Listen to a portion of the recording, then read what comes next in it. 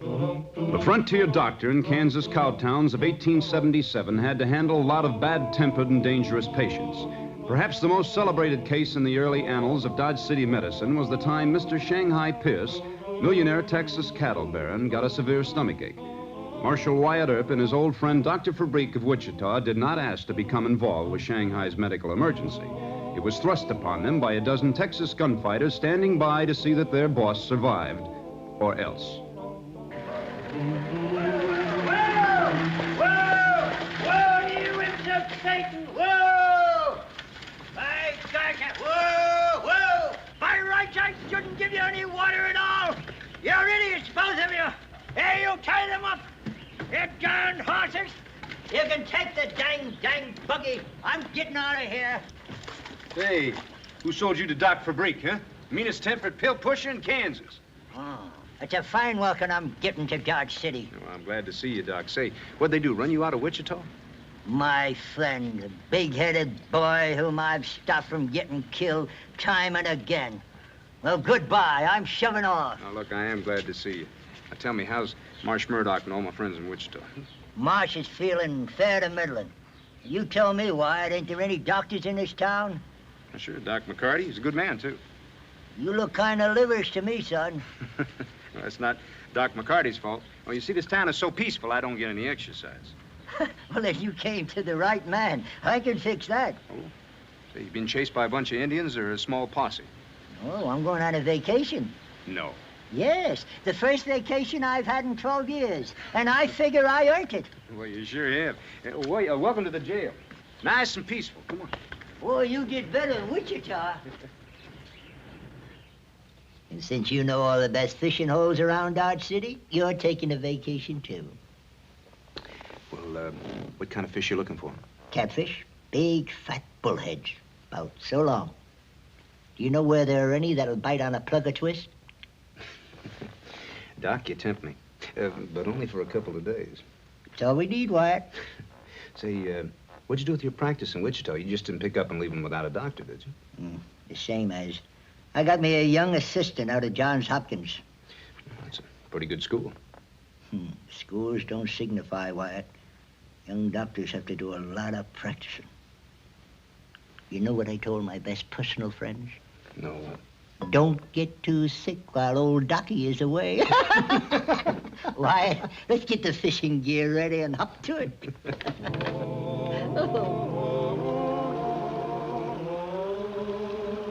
Hey, you got one. Woof. No, take it easy. Oh, my Wait Jackie. a minute. That must be a big one. No, just take it easy. Be a big one. Take it easy. Take it easy. Bring it Wyatt, in. it looks like it swallowed the hook. Hey. Don't look out, it'll horn you. No, I didn't Shoot him. It's just the... Easy now. No, you didn't swallow the hook. You just... Well, it's the tobacco you're using for bait. Hey, shoot him, Wyatt. Shoot him. It's a big one, Put huh? it in here. All right, Marshal, but we're gonna have to take your gun. Oh, no, you don't, Trask. Ain't you still working for Shanghai Pierce? Uh-huh. And he sent us after you, Doc. Why is that? Mr. Pierce, he don't feel good. He traveled all the way to Wichita to see Doc here. It's a fine thing, you traipsing off like that. You're supposed to be in Wichita tending after sick people. I'm on vacation. And who are you to be scolding me? Wait a minute. Calm down. Where's Mr. Pierce? Waiting over at Dodge. Got a misery in his stomach. And this old fossil here... Why, you are... Just hold it. Look, why doesn't Mr. Pierce go see Doc McCarty? He's a good man. Well, sure, but he left for Kansas City this morning. Besides, he left word that Doc Fabrique here had taken over his practice. What? Why, that pill peddler? I never told McCarty that I was going to take over his practice. You go after him, Trask. Stop the train and drag him off. The first vacation I've had in 12 years, and McCarty goes and pulls a trick like that on me. Wyatt.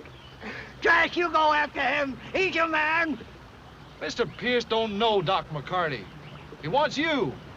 I'll die first, right here beside my catfish. Shoot me. Go ahead. Fire away. Look, Earp, we don't want no trouble. But you know Mr. Pierce. He sent us after Doc here, and we got to bring him in. Or else. Mr. Pierce really feeling bad? He sure is. He's got the dangdest bellyache you ever seen. Good. Let him suffer for a while. Just when Wyatt finds me the nicest, biggest catfish hole Will you that I've shut ever... up? You go on back to Dodge. We'll follow you. All right. But no more catfishing. You promise? We'll follow you just as soon as we break camp. Now, go on. Right. Thanks, Marshal. Well, come on. No. No, Wyatt, why, no, please. All right, I'll go. Give me my fishy. Give me. Come on, we can come back here tomorrow. The only excuse I can make for Doc McCarty is that he's tired, too. Saw his chance to take a rest, and he took it. Huh. Now, there's no law that says that you have to treat Shanghai Pierce, but ethically and morally, I Now, think... will you shut up? This is no easy medical case, Wyatt. The last time Shanghai Pierce had a big bellyache, he wanted me to cure the pain in 5 minutes. And he said if I didn't, he'd have his men set fire to my office. And they would have done it, too. Well, you stopped the pain, didn't you? Any fool could have done that with opium tincture. But I didn't cure Shanghai. The next time it'll be worse. Why, you're going to get us both killed. Look, what's wrong with Shanghai Pierce? What's wrong with him? Why, that old fool, he'll eat or drink anything he can get his hands on. He's probably got a bad appendix, a set of stomach ulcers, and the worst thing that's wrong with him, he's got $2 million. And 100 cowhands like Trask. If it's the death of Shanghai, it'll be the death of me. And you. And him. Come on, let's get out of here. My fish. I can hardly wait to get home, Wyatt, to eat this fish. Gosh, they're beautiful. Pain still bad? It's getting worse. Where is that scallywag of a doctor? Trask said he would coming right in. Thought maybe a nice pack might help. Now, if you'll just take your boots off. No! Go get Dr. Verbeek. And nobody touches those boots. Why, George, if I can't make it, I want to go out like a man with my boots on. All right, Mr. Pierce, all right. I just thought that Tessie, maybe... stop thinking. Go hurry the doctor. Here's the doctor now. You no good old quack, running out on me. What are you trying to do, Wyatt? I'm a sick man. Oh, shut up. Young woman, are you a nurse? Well, no. Huh, I didn't think so. Oh, get out of here. Get out. Hold that, Wyatt. Give me my stethoscope. You're not worth all this trouble. And don't forget now, you're to take half a glass every 4 hours. Bottoms up. Bottoms up.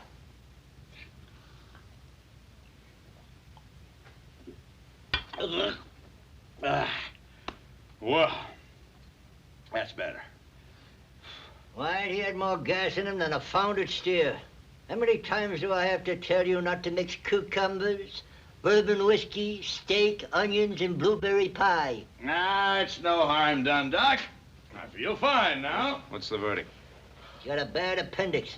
Now listen, you stupid idiot.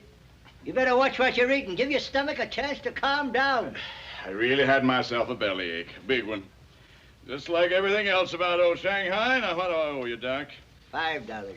500, you mean? I dragged you away from a fishing hole. I said $5. All you gotta do is just mail it to my office in Wichita. Come on, Wyatt. Let's get back to that catfish hole. What's wrong? What's old Doc sore about? Well, Mr. Pierce, you wouldn't savvy. Oh, now, hold on, Wyatt. Now, you and I had our troubles down in Wichita. That was a long time ago and far away. You ordered your men to pull a gun on Doc and me. Sure. I had a bellyache.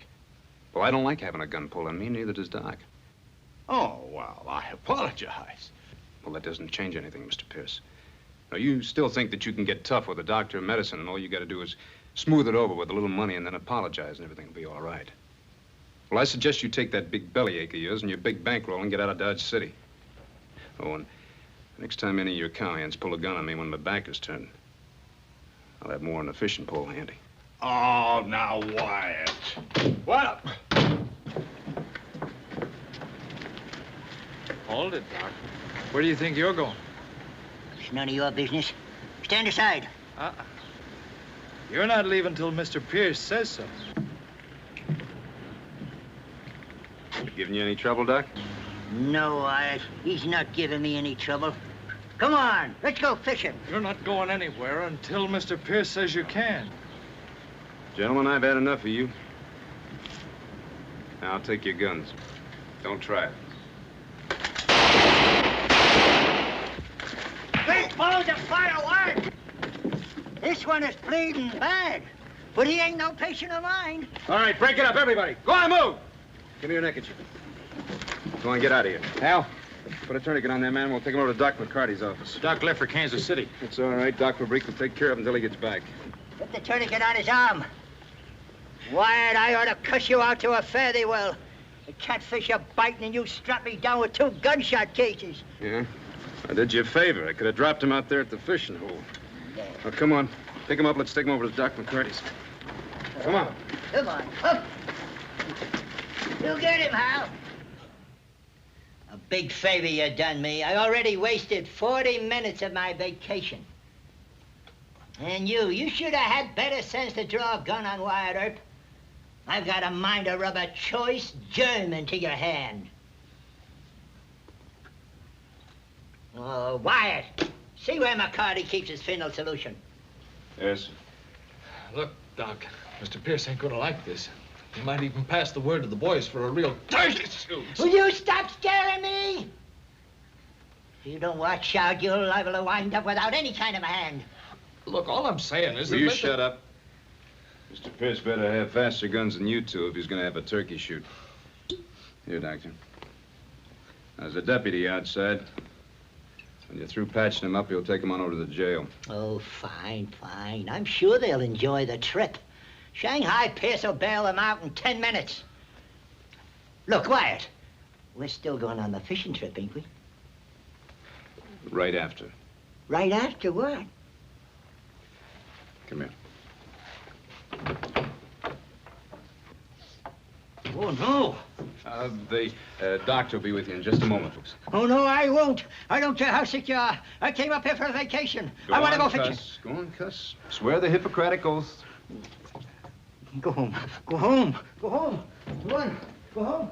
I'm sorry, folks. The doctor doesn't really mean what he says. He just, well, he isn't feeling himself today. Now, you just all sit here and kind of wait your turn, huh?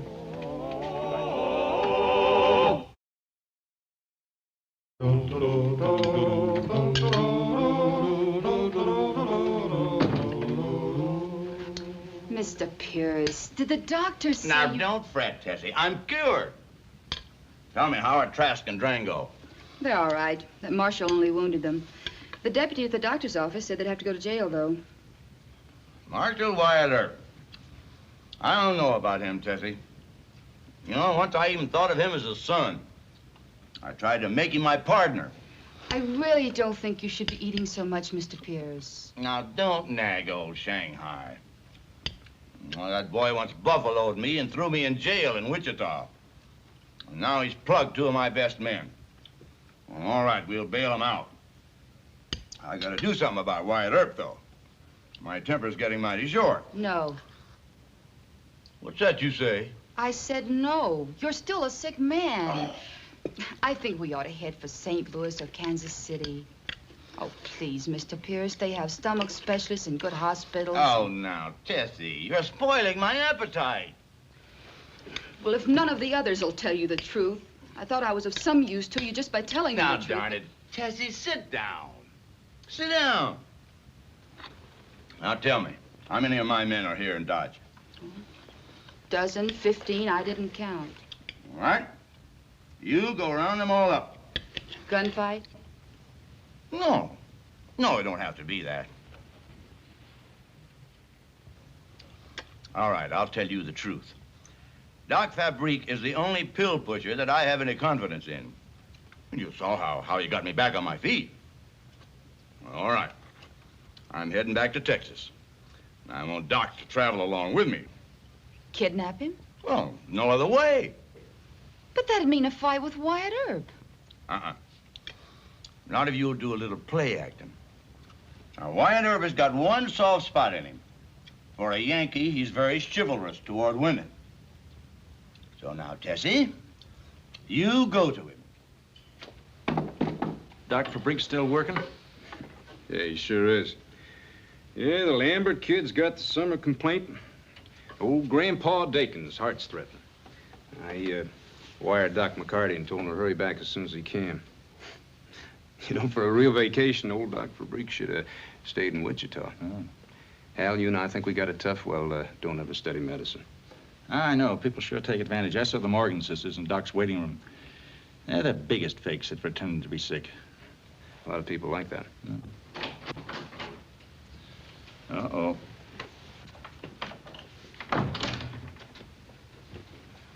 Well, I thought Mr. Pierce had left town. He's leaving. He wants me to go with him. Oh? He promised to send me to St. Louis. I could get a job in a show there. Oh, sit down. Thank you. Mr. Pierce kind of specializes in down-and-out show gals. I didn't know that. He was such a gentleman and... With so much money. I suppose you're afraid of him. He said he hired me as a nurse. And if I tried to quit, he'd... I don't know what I'm going to do, Mr. Earp. Did he threaten to take you by force? Look, I have some papers I have to sign here, and then I'll take you over and get you a safe place to stay.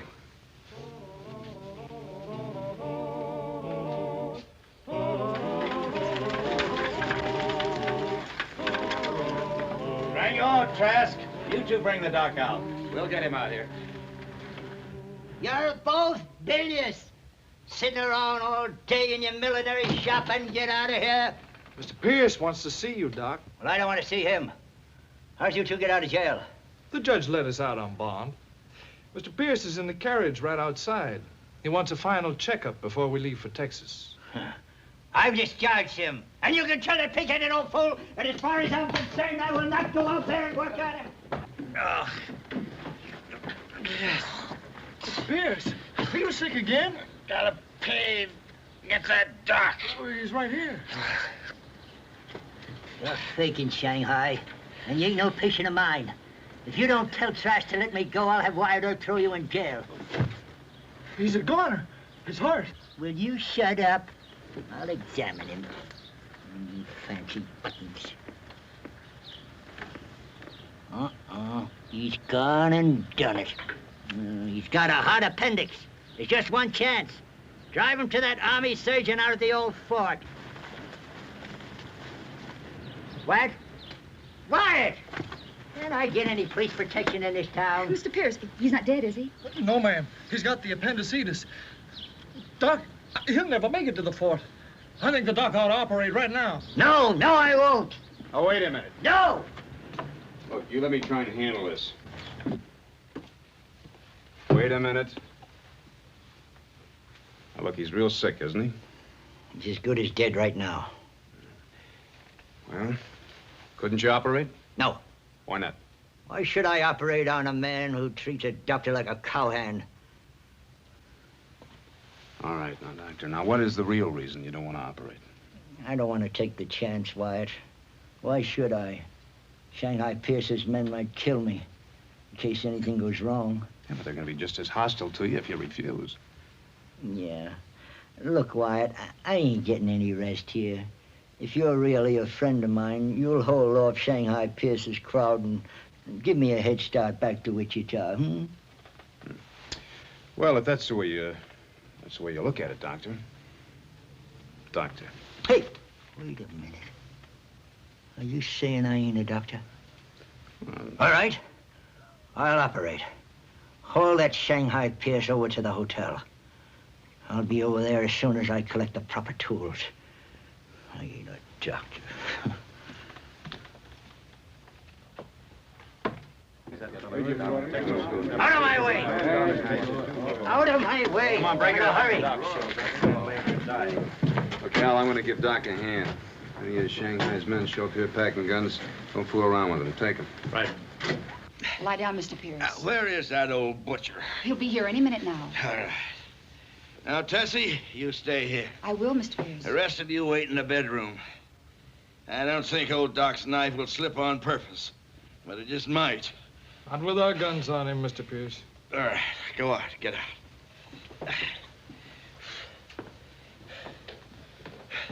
Now, Tessie, give me just one little snifter for good luck. No, Mr. Pierce. Hello, Doctor. Huh.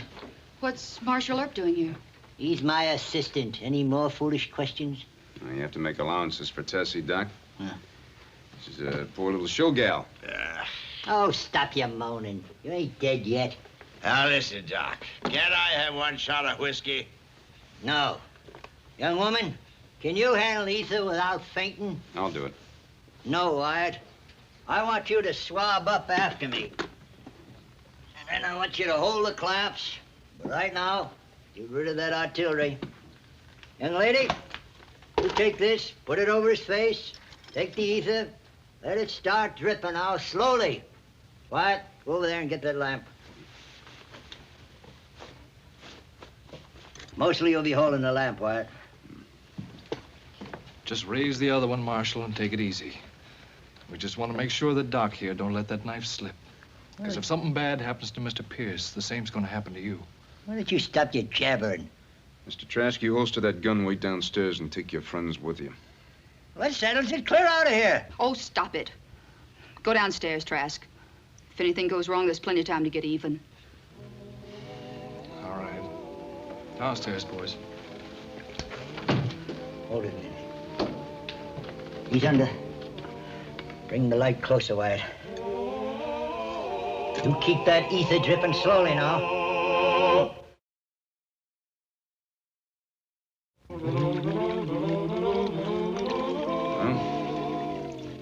how do you think it went? The appendix hadn't busted. No sign of peritonitis yet. I'd say there's a good chance, Wyatt. Should he be breathing like this, Doctor? He's lucky to be breathing at all. Look, I want you to stay here and see he doesn't eat any pork chops when he wakes up. We're gonna go down to the bar.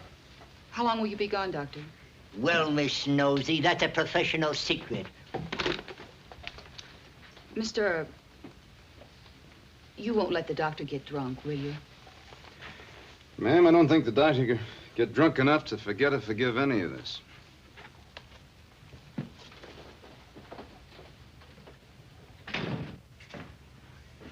Wyatt! Wyatt, come on! Coming. Well, how about it, Doc? Mr. Pierce going to make it? None of your business.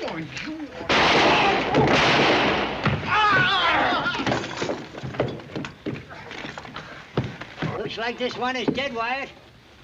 I just creased his skull.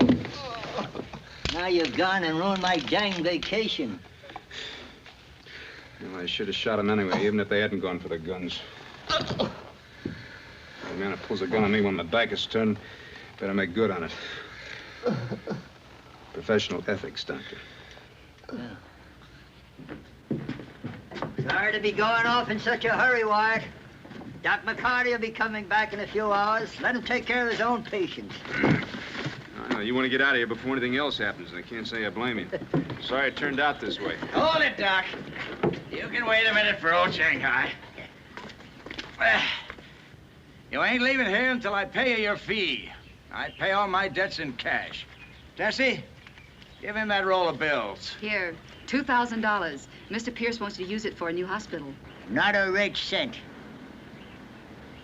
Doc Fabrique thanks you. You better take it, you old butcher, you. And Wyatt. Hey, Clem. Oh, there he goes again. Busting his stitches. Look out, lady. We'll have to take him in, Wyatt. Go pick up Doc's money. He earned it.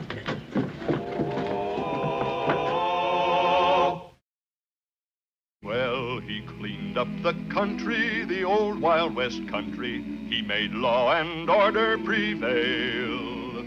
And none can deny it, the legend of Wyatt forever will live on the trail. Oh, Wyatt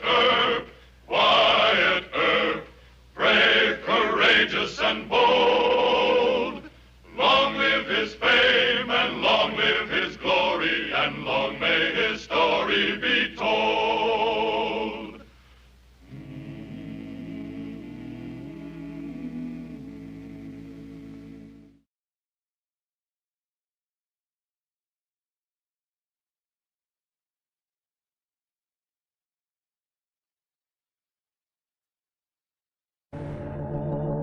Not working, Wyatt.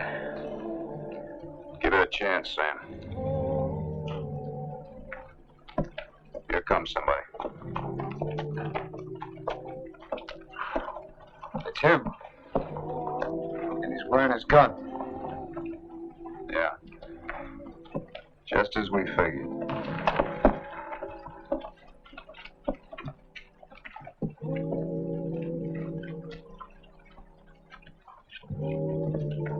You leaving town, Mr. Watts? No. Then you're under arrest for wearing a gun on the street. I got good reason for... Tell the judge. You've been after me ever since I... That's right. Are you going to unbuckle that gun or are you going to use it? You get a choice.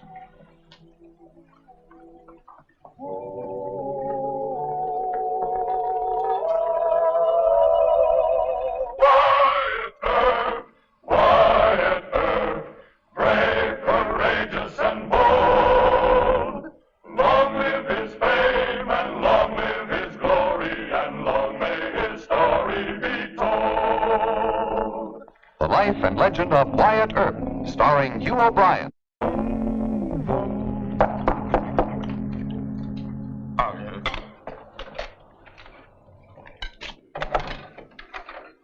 Good evening. Your name Henry Brown? That's right. Take a look at this. There's a $1,000 reward for Harry Hogan. You've got the wrong man. No, we haven't. Go with him while he saddles his horse. Please. That poster's over 5 years old. We've carried it almost that long. Look, I'll admit it. I am Harry Hogan. I was part of a gang for a few years. Then I quit. Since then, I've been a homesteader, right here, trying to live right. You can tell all that to the judge in Kansas City. Wait, Henry. Are you lawmen, deputies, or marshals, or something like that? We don't carry badges, but we represent the law just the same. Henry, they're bounty hunters. They do this just to collect a reward. Come on, Hogan. We wasted enough time. I'll get my horse.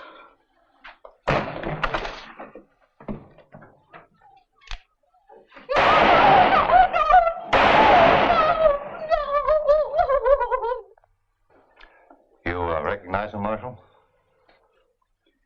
No, I can't say that I do. Went by the name of Henry Brown. Used to homestead right near here. What do you mean he used to? He don't anymore. He's outside, tied over his horse's back. Tried to get away, Marshal, so we had to, shoot him. Who are you? My name is Bill Watts, and this here's Dave Ritchie. You're not lawmen. No, just a couple of law-abiding citizens, Marshal. Now, if you don't mind, we'd like to turn the body of this criminal over to you. And just how much does the reward happen to be? $1,000. Bounty hunters, huh? You search for scalp money. Well, now, Marshal, that ain't the way we describe it. Now, you two are the lowest breed in the West. If I see you again, I'll shoot you on sight. No, you won't, Marshal. What we done is perfectly legal, and you know it. We're turning the body over to you for confirmation, and we'll wait here at the hotel until the reward arrives.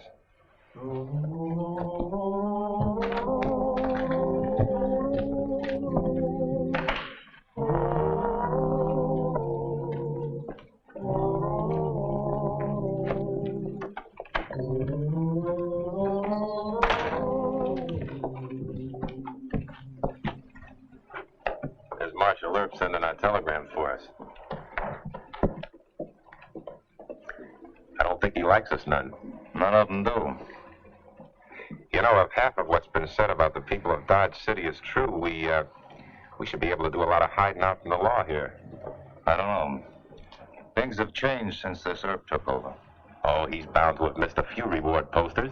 He didn't remember Hogan. He's leaving.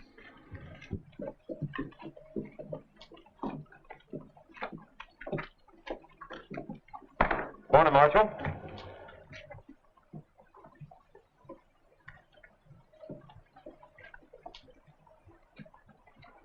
You want to search us? Your blood money will be here in a couple of days. When it gets here, I'll give you 1 hour to get out of town. Now, that's not legal, Marshal. We're not breaking any laws. We're upholding them. We'll leave when we're ready.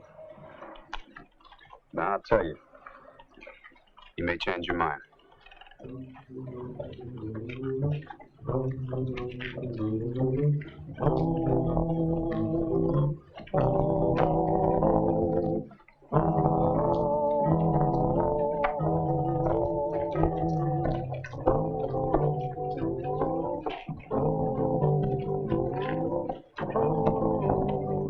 Gather in just a little closer, fellas, and listen to this. Buzzards come to roost in Dodge. 2 members of one of the most despicable and dishonorable professions in the West, bounty hunting. At this very moment in Dodge City.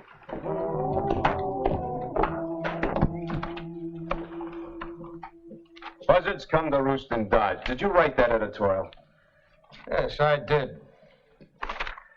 What are you trying to do, Sam? Stir up more trouble than I already have? Well, I wasn't aware until now, Wyatt, that you allowed this kind of thing to go on in Dodge. Do you realize what this is liable to stir up? I certainly do. A little public indignation. Look, Sam, it's liable to start a lynch party. But I'd have to protect those 2 vultures, and that's the last thing in the world that I want to have to do. Well, Wyatt, to be quite honest with you, I never quite thought of it like that before. I'll take it easy from now on, will you? Isn't there something you can do about those 2? No, not legally. They don't scare easy, and they're all hands at this kind of business. Their being here is the worst thing that ever happened in Dodge. Well, you make it sound pretty bad. There's no telling how many lives they'll ruin. That's what bothers me. Why? You mean you know of wanted men that are living here now in Dodge? Men like that all over the West. Men who got mixed up early in life. They've regretted it ever since. Change their names and become decent people. Then these 2 buzzards come along and wreck their lives altogether. Maybe kill them. No, they're not going to kill anybody here. The minute that either one of them wears a gun, he's my meat.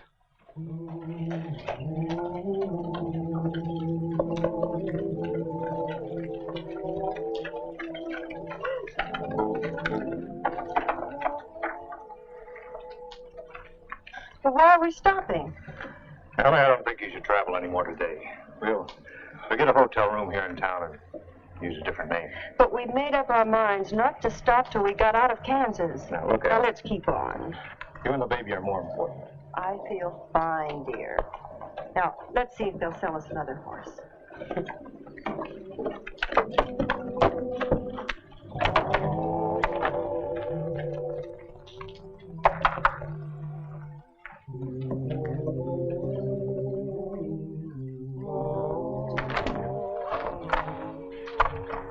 I told you the livery stable's always a good place. Where's the posters?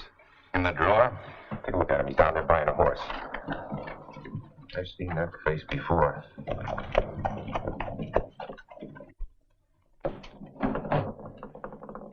Oh, he's in Kansas. No, that's not him. He's in Kansas. No.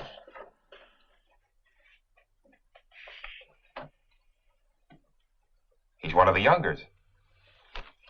Wanted for questioning concerning an Abilene robbery.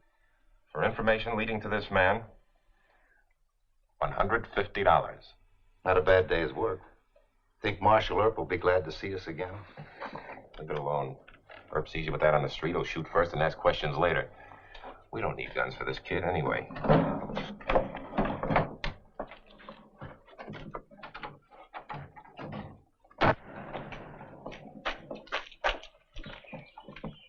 Hurry, Larry. Fast as I can. I beg your pardon? You have a match? No, sorry.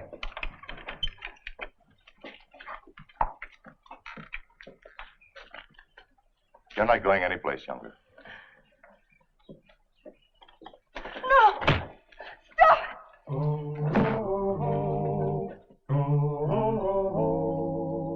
Get out of here. All right, Marshal. But don't forget, that's another $150 we got coming. I said get out. Go on!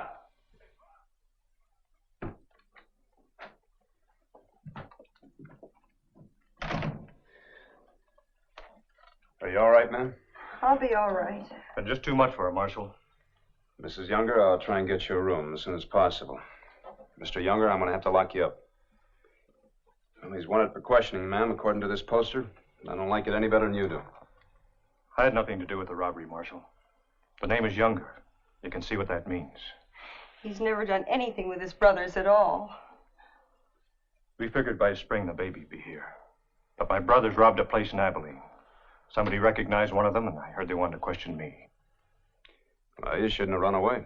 I've had enough, Marshal. Every time they commit a robbery, they question me. Well, the worst that can happen is that you go on back home and answer their questions, then come back here and start west again. What about Allie? See, I just don't have enough money to take care of her while I'm gone. Well, don't worry about that. I'll see that she's taken care of. Oh, thank you, I don't know how we Marshal. can thank you, Marshal. Now, forget it. Now, you go on in there and find yourself a comfortable cell. I'll take you on over and get you a hotel room. Have a good rest, Allie. Don't worry. Thank you, Marshal.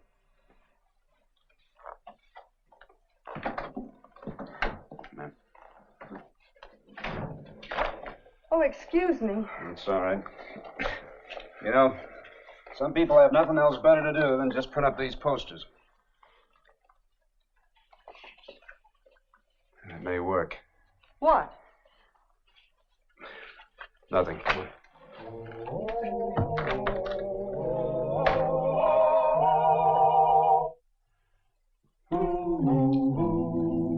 Well, how's this for a closing line, White? Such men are a scourge to the West, a shame on the human race, and should be run out of town. Well, that should do it. Suppose this incites the people to violence like you were afraid yesterday's editorial might. I'm just going to have to take that chance, Sam. Anyway, if I know those two, the minute they're threatened, they're going to come looking for protection. We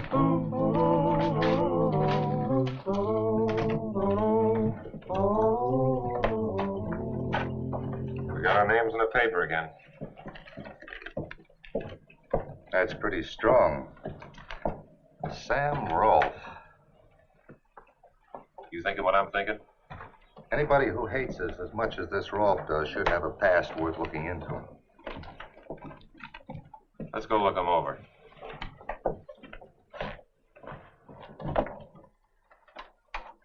Well, here they come. I'll be in the back.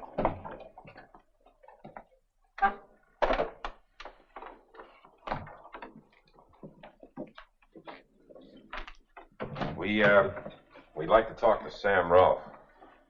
Well, what do you want to see him about? Never mind unless you're him. No, I'm not. He's out of the office for a little while. Now, if you'll excuse me, I'll finish what I'm doing. Who's in charge while he's gone? Well, I guess I am. And what might your name be? Smith. John Smith. Then tell me, Mr. Smith, how much do you know about this Rolfe? Well, not too much, I guess. He's been here quite a while, though. How long? Oh, about 5 years, I guess. You sure of that? What are you asking all these questions about Mr. Rolfe for? Don't you know Mr. Smith? No, I'm afraid I don't. All right. You tell Mr. Rolfe we'll be back. All right, I'll tell him. Who should I say was asking after him? I think you know who we are. Yes. I guess I do.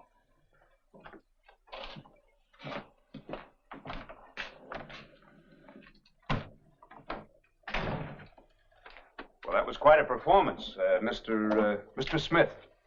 That eye shade does a lot for you, too. I got a pretty good likeness of both of them, Wyatt. I'll say they are. Very good. Well, they suspect me of being wanted. We'll keep an eye on you, too.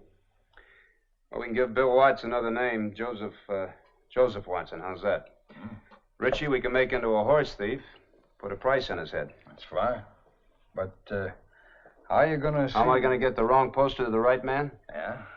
Well, Sam, that's the next step. Now, this is what I had in mind. Marshal's office looted. Important documents stolen. While Marshal Earp and his deputies were patrolling Front Street last night, some foolhardy thief rifled files and took some valuable papers.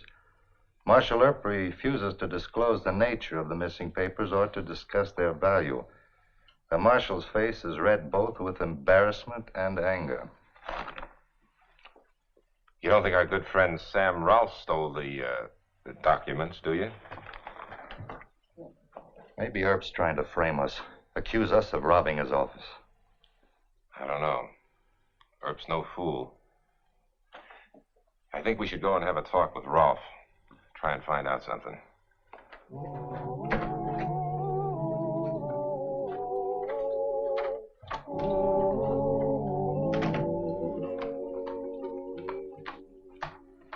We buy a couple of copies of today's Globe, Mr. Rolfe.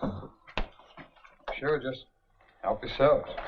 I see where the marshal's office was robbed last night. Know any of the details?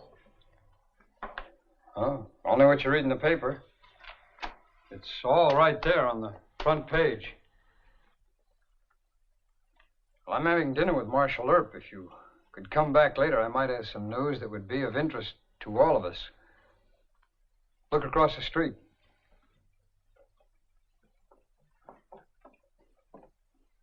He's watching us now. Couldn't you come back later and maybe we could meet somewhere? All right.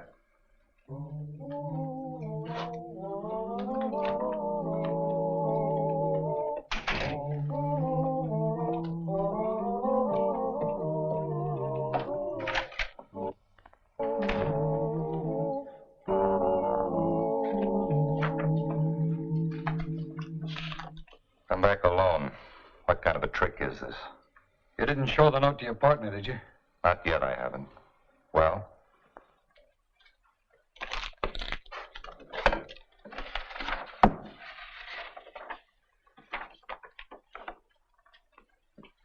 Where did you get this? I thought you'd like to see that. Did you get the one of yourself along with it? Well, I figured this would cancel out anything you think you might have on me.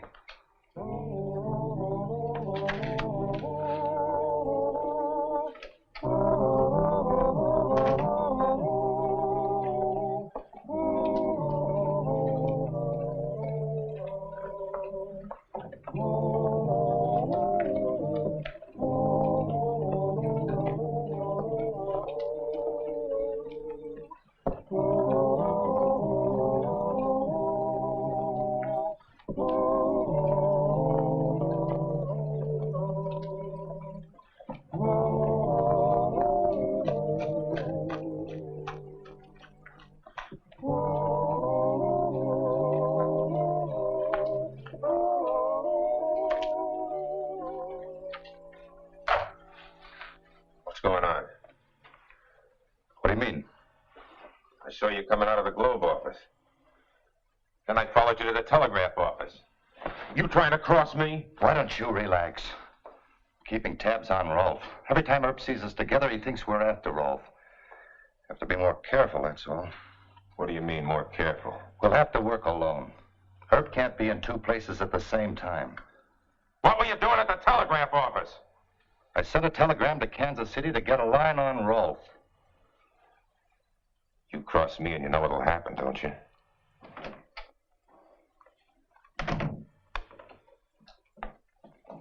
Howdy, Sam. You sent for me? Yes, Wyatt. I wanted to show you this. It's a copy of the wire that Richie sent to Kansas City. Old Hank brought it over to me. Mm-hmm. Request information on Joseph Watson, wanted for stagecoach robbery. Your city several years ago. Wire answer, collect D. Ritchie, Dodge City, Kansas. Well, it worked, huh? Yeah. Looks like the pot's beginning to simmer. You mean it's beginning to boil? Here comes the other one.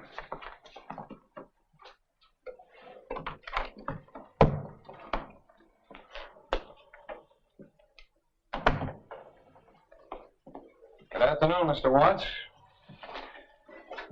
What can I do for you? Richie and I thought maybe you'd be ready to make a deal on those posters you swiped from the marshal's office. You're running a bluff, Mr. Watson, you know it. You won't find any poster with my picture on it. Your partner was in here trying to run the same bluff on me. You know, you two aren't the brightest I've ever seen, but then you're not holding the cards that I am.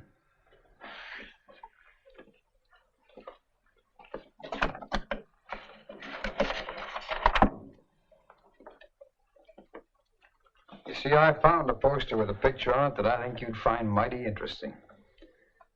Wanted for horse thievery, Daniel Goodrich, alias Robert Richards.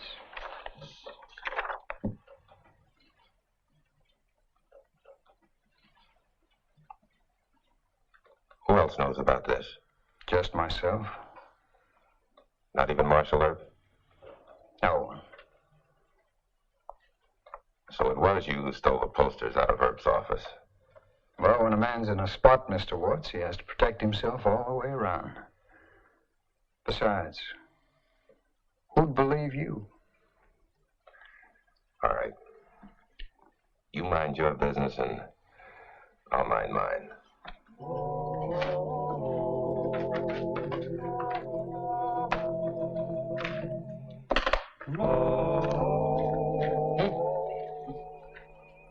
Funny, this is just about the same telegram your friend sent. He sent it to the same fella. Only he was checking on a fella named Watson or some such name about a stagecoach robbery. You get that through just as quick as you can. Fellas must be mighty important lawmen.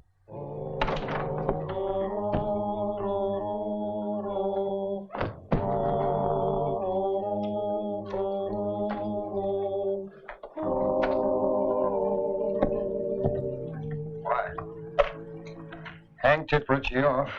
Now Richie's looking for you to protect him. And Mr. Watts is looking for Mr. Richie to kill him.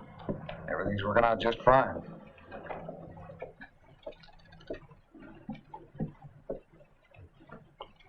It's Watts.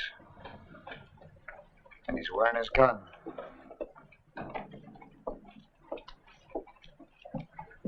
Yeah. Just as we figured.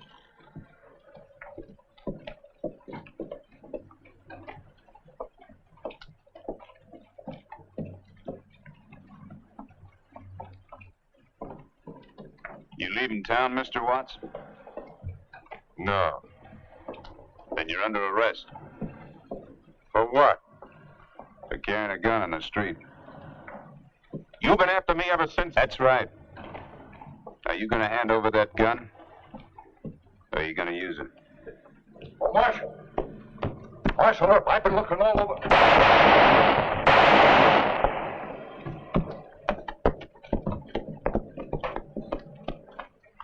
You get away, Wyatt? Yeah, I hope so. Far away.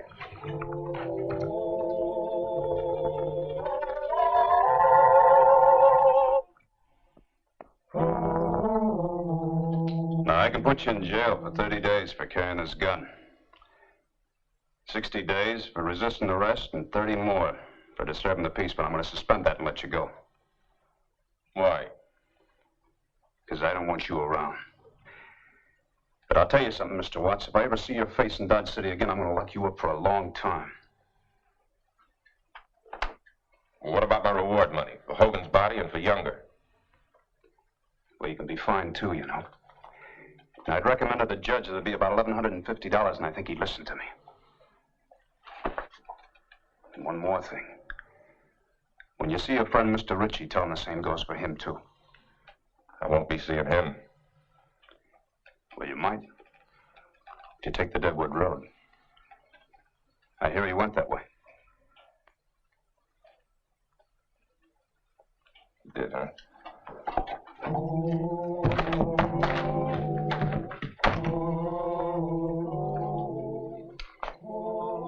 You think they'll figure it all out, Wyatt, before they shoot each other?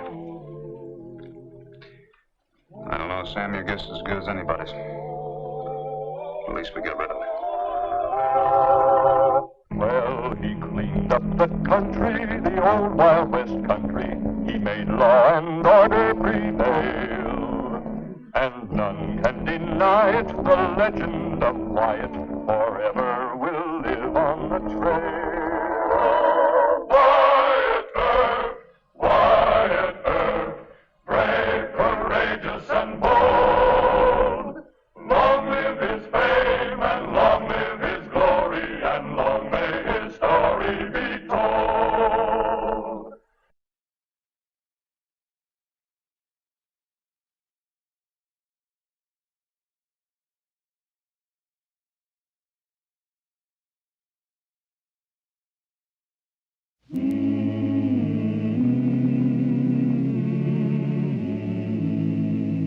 Wyatt Earp, Wyatt Earp, brave, courageous, and bold.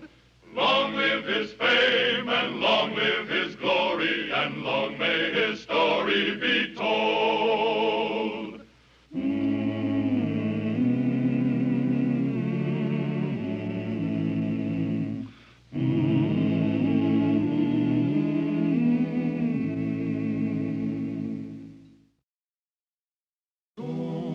Ever since Bat Masterson's election as sheriff of Ford County, Wyatt had known he must appoint a chief deputy to replace Masterson. Bat had proved himself with guns and fists. In Wyatt's absence, the hoodlums of Dodge City respected Masterson. Any other man named chief deputy would have it tough. Here you leaving town, Wyatt. Yeah, that's right. Sheriff Masterson sent word he's got some bank robbers holed up in Bushwhacker. Hal, you'll be acting chief deputy. Yes, sir. Hank, Ted, and Louie, you'll be taking orders from Hal until I get back. Wyatt, why can't Hal or one of us go help Masterson? Well, because I know Bushwhacker and you don't. Hal, if you want to ask any questions, ask him while I'm loading. Right.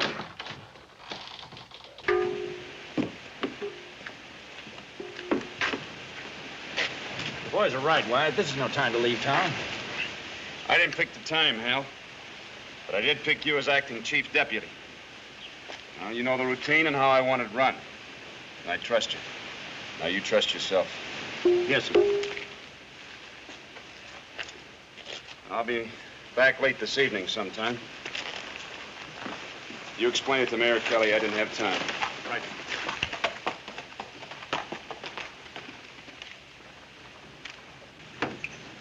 Congratulations, Chief. Yeah, you deserved it. Thanks, fellas. The appointment's only temporary. Now, what else you got in your mind? Well, Ted's been griping that his patrol is rougher than mine, so I thought I'd swap him. If it's all right with you. No. Each of you knows the rough spots in your own patrol. Ah, Hal. No. Get moving.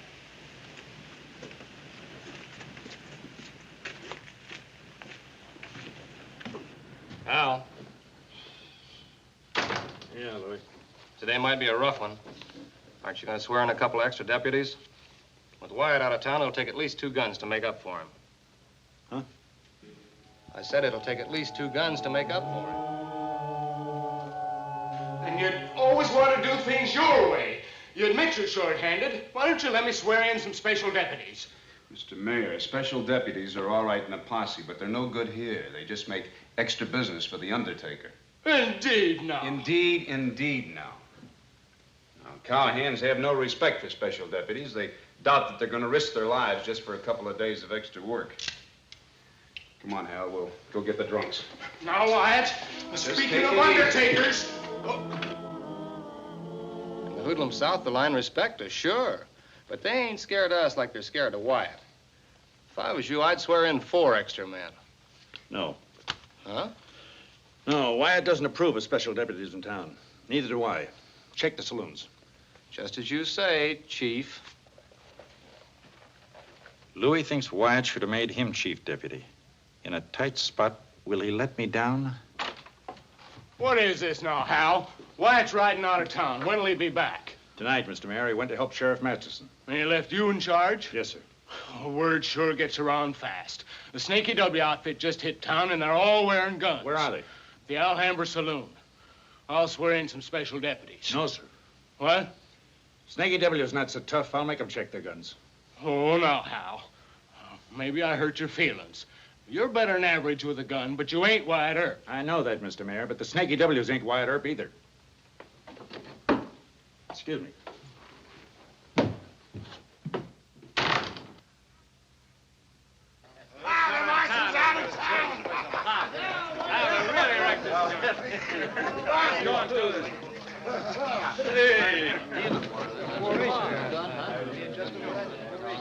The average cowhand is mostly bluff and bluster, Hal. He has to be awful drunk to shoot at a deputy. He knows I'll be after him. But when you do move on a gun-toter, move steady and in a straight line. See White Earp's not telling. Where's that big marshal at? Take that gun. Let's get her. Well, it ain't one of Earp's little boys. Oh. Hey. That deputy.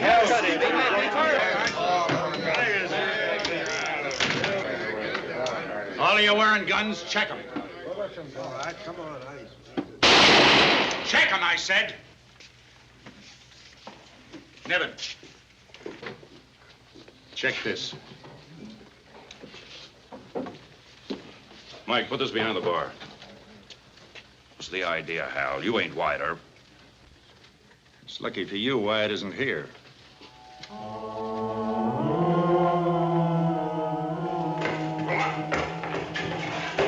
I warned you once, Nevin.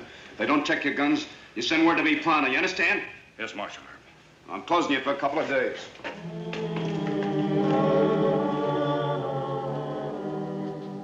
You keep on acting like Earp and... Wyatt would close you for this. I'm giving you a break. Next time you sell drinks to men wearing guns, you will be closed. Any back talk out of you, I'll slap you silly. I see. Why, the kid shot him. I'll take that gun. What happened? Well, I asked him for a job. He cussed me, so I cussed him back. He started to draw, so I shot him. Mr. McKay never even reached toward his gun. Quiet. Either one of you see what happened? No, sir. Look, I'm telling the truth, officer. Why, you're lying. It's regular. Come on, give me back my gun. This is a necktie party. No. You bet it's a necktie party. Hold it, hold it. Start this boy off to jail. Now, there'll be no necktie party. But Mr. Norton... Don't crowd me. Pick him up.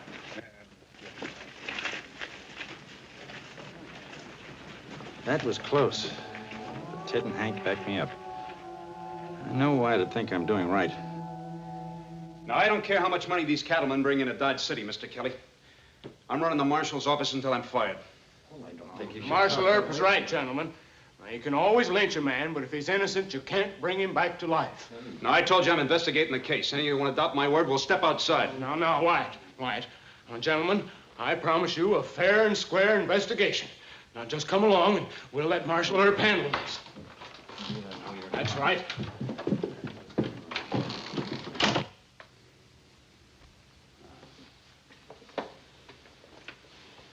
You should have taken a poke at him. Mr. Kelly's a friend of mine. He's got his problems, too. He'll try and get your job. Al, there are two things that a peace officer has to be ready to toss on the table. One's his job and the other's his life. We're still breathing.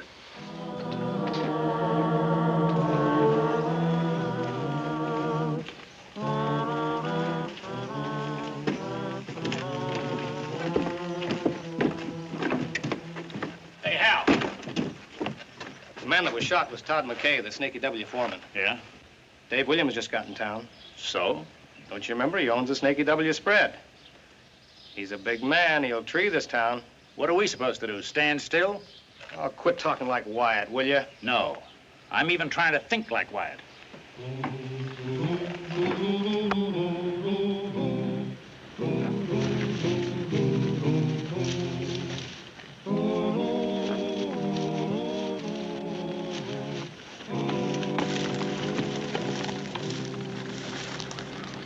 There they are. About 500 yards. Yeah. Well, you sure know this bushwhacker country. I never would have found them. About 7 of them. We're gonna have to spook them. Tie your horse off.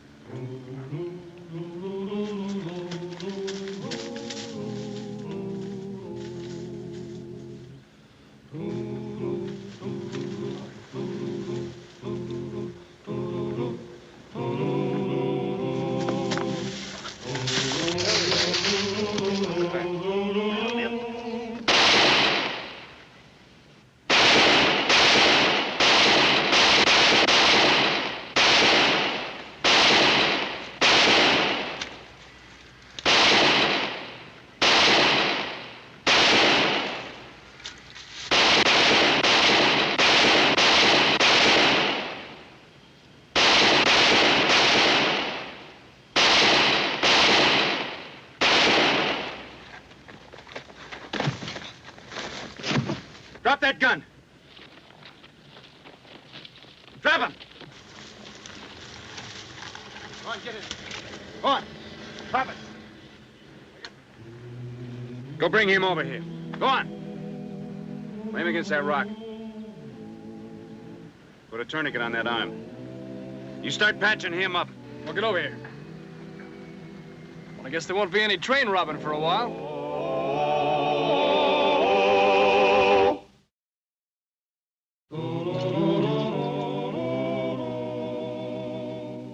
Thanks. Yeah.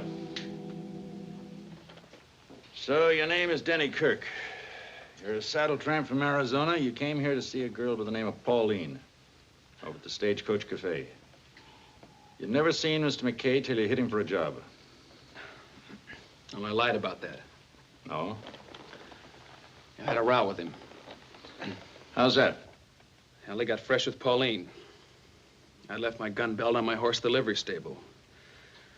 When he cussed me, I said I wasn't big enough to fight him with my fist, but I'd gun him if he didn't quit bothering Pauline. Well, he just laughed at me. So you laid for him and gunned him? No, sir, you got to believe this, Mr. Norton. I run into Mr. McKay by accident. Wearing a gun? Well, I had to wear it. I made my brag about gunning him. Pauline made me promise to get out of town. I know it was wrong to go armed, but Mr. McKay had a gun, too. Where's Pauline now? She's probably sore at me for breaking my word.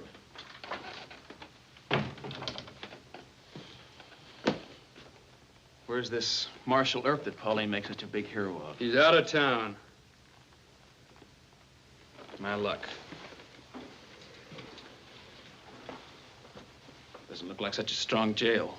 No jail's any stronger than the officers in it. Lock 'em up. What are we booking him on? I don't know yet. Say it's murder, they'll bust me out of here and hang me. Easy now.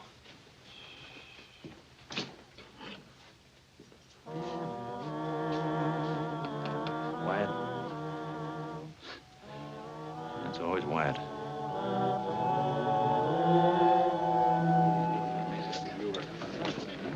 Give me that.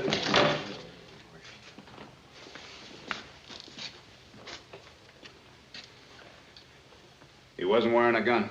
Look at his right side pocket.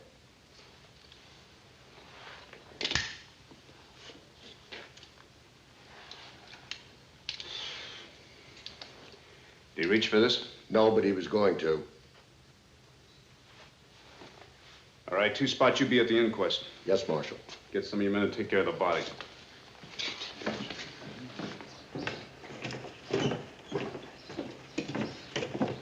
Wyatt, you mean that's enough to get 2 Spot off just because the other man was carrying a gun? Well, 2 Spot was afraid, Hal. Now, all he's got to do is swear that he knew Mr. Averill was carrying a weapon. See, the law has got to recognize that a man who's in fear of his life can't be expected to act with steady nerve in a situation. A lot of peace officers don't understand that. We have to wait until a hoodlum actually starts his draw. That can be a long wait sometimes. Yeah, it sure can. You never take any chances with a man that's scared. You pity him, but you buffalo him real quick. Marshal Earp! Marshal Earp! Oh, you. Where's Marshal Earp? He's out of town on a case. You must be Miss Pauline from the cafe. Yes, I am. When'll he be back? Tonight, I hope. Oh, that's not soon enough. Oh, there's mean talk downtown. You got Denny in there? Yep. Well, you've got to let him out, Mr. Norton. I brought his horse. He can run for it. I can't do that. Why can't you let him out? It was self-defense. I can testify. You see the shooting? I didn't have to see it. Denny was scared of that man. And so was I. He was really hounding me. He deserved killing. Marshal Earp would turn him loose. I know he would. Not right now.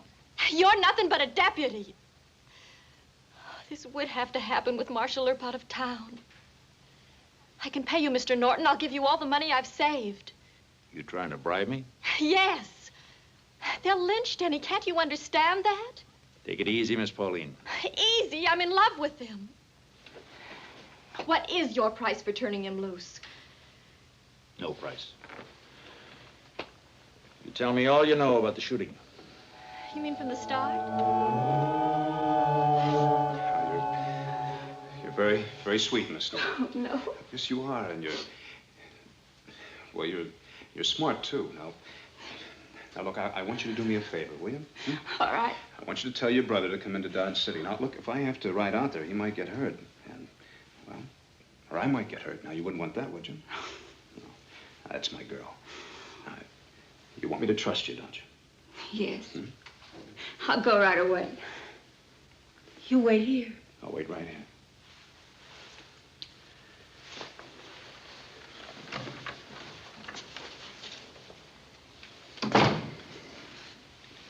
That's police work?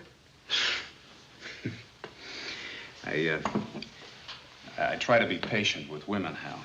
They get a dirty deal in this world. You know, I've seldom met a woman in trouble that wasn't put there by some man. Well, yes. Love? No, she's just lonesome. And she really hasn't got anybody to turn to. She doesn't want her brother hurt, and I don't want to have to ride out there and shoot him. Now, you put your trust in women. They'll help you in cases where 12 men would be no help at all.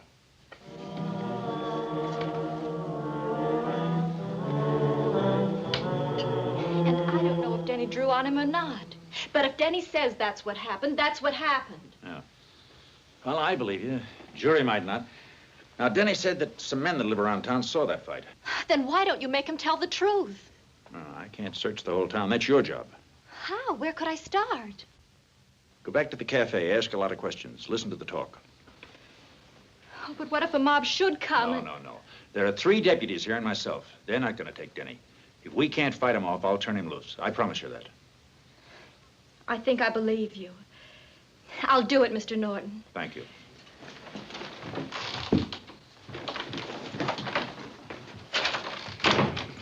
Is she tied up with that young scamp? She's in love with him. Well, Judge Tobin will be in on the 4 o'clock train. What's that mean, Mr. Mayor? Means quick trial for Danny Kirk. Oh, no, the jury isn't going to hang him.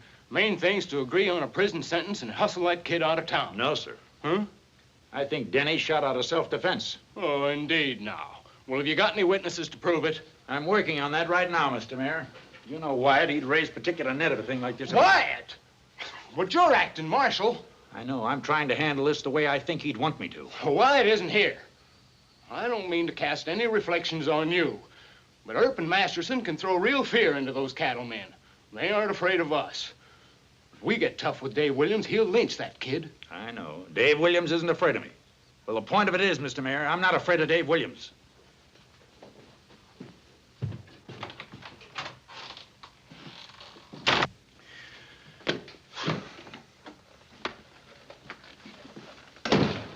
Something troubling you, Mr. Kelly? Where's Ted and Hank? Well, they went back on patrol. Norton's not handling this thing with common sense. Well, I got authority to fire him, you know. Now, suppose I was to make you acting marshal. You and the other boys do like I say? Can't answer that till I talk to Ted and Hank, Mr. Mayor. Well, go talk to them and be quick about it. Yes, sir.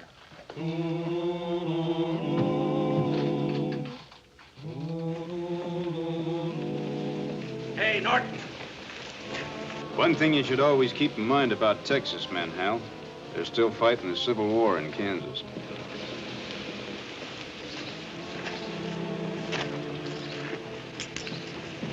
Eleven minutes to 4, I make it. You're almost 5 minutes slow. But that's natural. Did Jim Kelly tell you about trying that young punk? Yes, he did. You collecting a jury?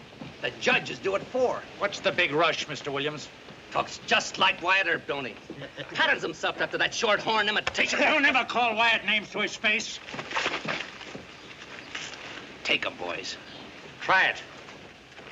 One at a time. Take her off the Mr. Norton! Mr. Norton, in the cafe, quick. Later. I got some business here. Next time you see us, it'll be in court. Court? Oh, no, Denny did shoot in self-defense. You come with me, hurry. So that's the play. Norton's going to try to get the kid off. Just let him try.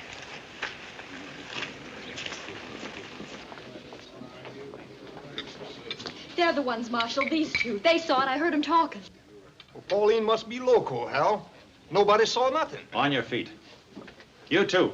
Well, what's it all about? Material witnesses. Try and get me some more. Come on.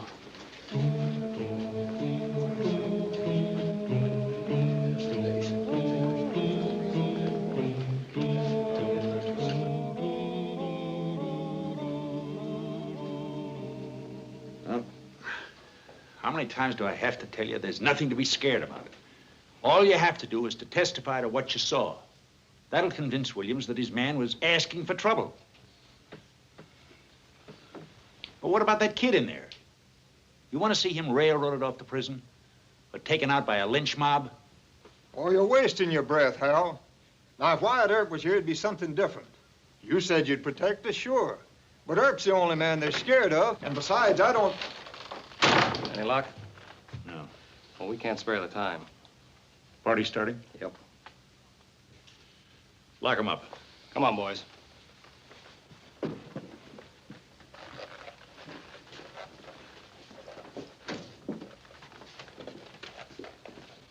Starting early before Wyatt gets back.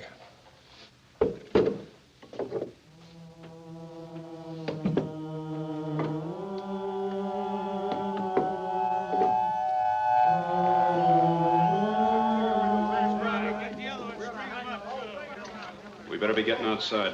Why don't we pick them off from the doors and windows? You can't hide from a mob, Louis. Gives them too much courage. From the sound of that mob out there, they got all the courage whiskey can give them. Yeah, well, drunk or sober, Hal, all mobs are alike.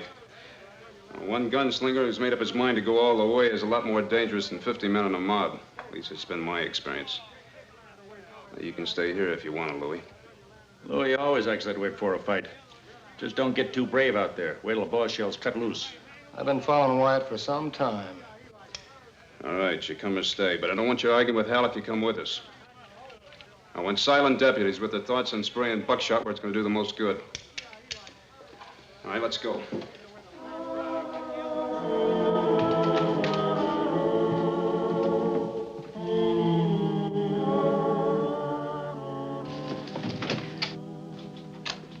Hal, the Snaky W's are on their way across the plaza. We'll meet them on the outside.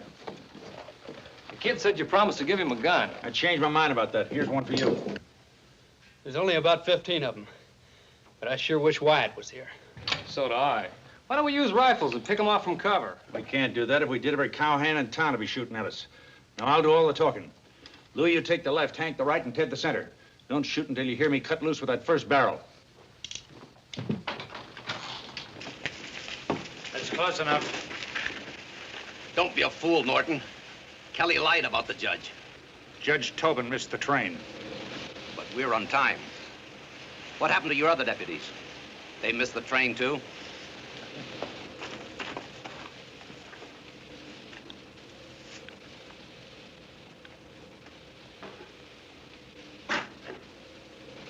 I said don't be a fool.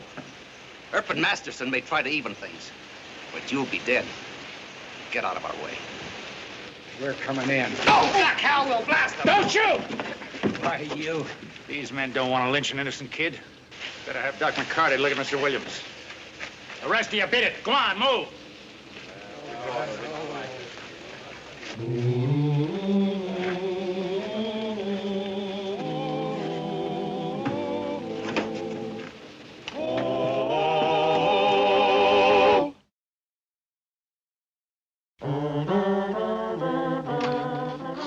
Danny. Oh, Danny.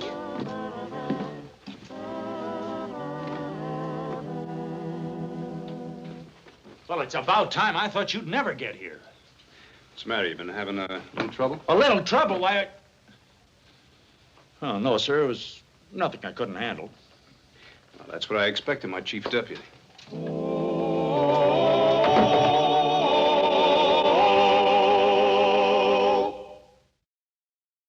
Well, he cleaned up the country, the old Wild West country. He made law and order prevail. And none can deny it, the legend of Wyatt forever will live on the trail. Oh, Wyatt Earp, brave, courageous, and bold. Long live his fame and long live his story be told. Long may his story be told.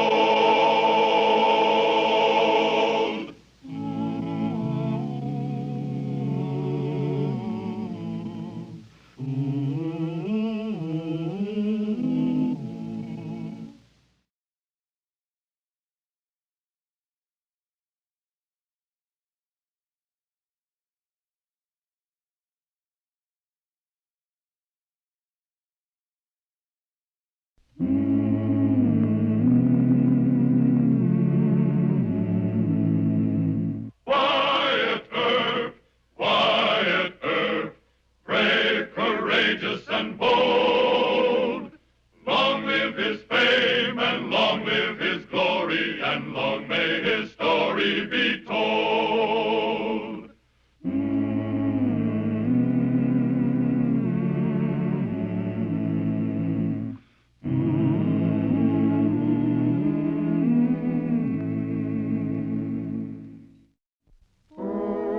Wyatt Earp had 4 brothers. His younger brother Morgan and older brother Virgil were now to play more active roles in his life. Later in Tombstone, they fought side by side against hoodlums who called themselves cowboys. But to Virgil Earp, Wyatt was just his younger brother who had to be protected from bad men and bad women. And Larry's family doesn't approve of me. They wouldn't approve of any divorcee. A grass widow just naturally has to be immoral. That's old-fashioned. Divorce wasn't your fault. Your husband was a drunkard, and he deserted you.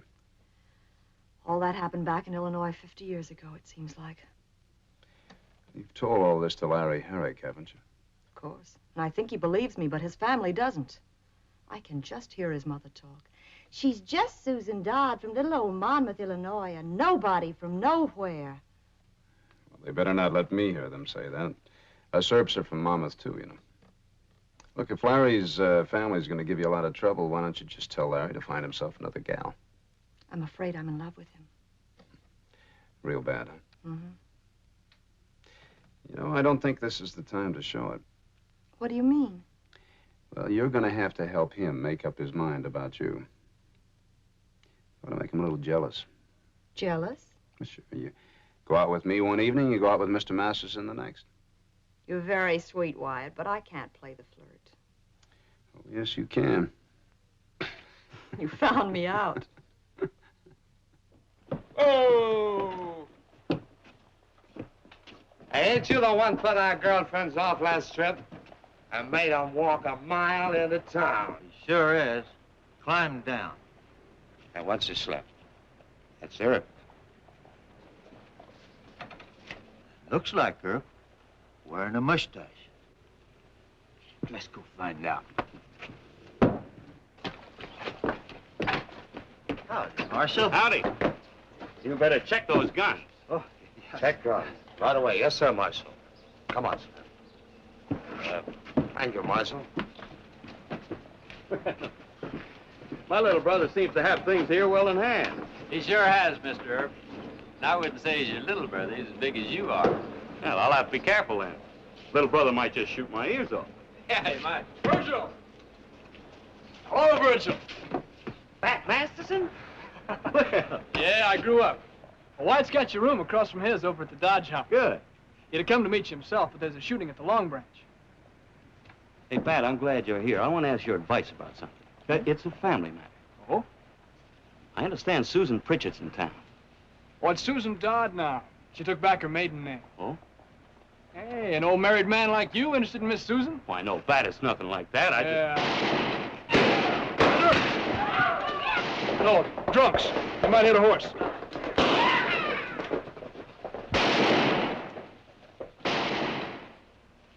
Can Wyatt make those barkeeps ration their whiskey? Well, he tries. Wyatt ain't drinking. Oh, about 2 quarts a day. 2 quarts? Milk. I guess I asked for that.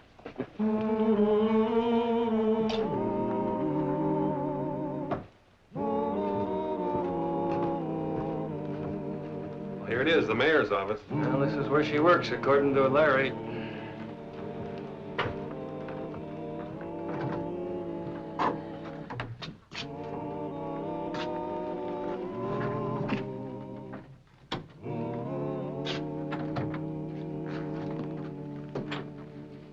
Yes, gentlemen? Are you Miss Susan Dodd? That's right. I'm Larry's cousin, Mel, and this is his uncle, Webb Herrick. How do you do? How do you do? Is Larry in town? No, ma'am. He's riding to the railhead. Be in town tomorrow sometime. Well, that's a relief. You both look so solemn, I thought. Won't you sit down? No, thank you. Larry just asked us to drop by and pay our respects, ma'am. And to tell you that he's in good health. Yes. In good health. You know what I think? I think Larry's folks ask you to look me over. Well, I'm 5 feet 3 inches tall, I weigh 112 pounds, I have brown hair and blue eyes, and I'm a divorcee. And right plain spoken. And if I need a character witness, I suggest you ask Marshal Earp. We came from the same town in Illinois. Whoa now, Miss Susan. Larry's already told the family he wants to marry you. Yes. We didn't apply for the duty. Family orders, ma'am. All right. You've looked me over. Now what? Well, we'll report back to Larry's folks. Don't bother. I've changed my mind. Huh? I'm going to tell Larry it's all off.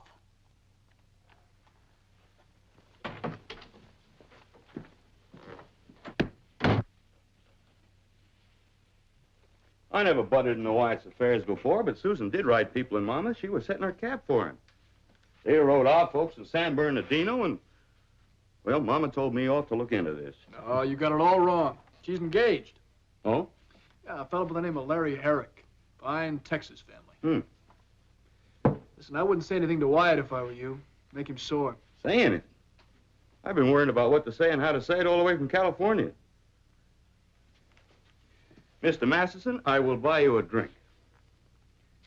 Wait. You wear this. That's against the law, isn't it? You're an Earp. In Dodge City, you need a gun.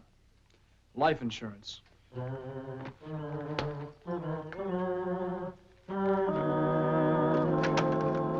Wyatt! Yoo-hoo! Howdy, Miss Susan.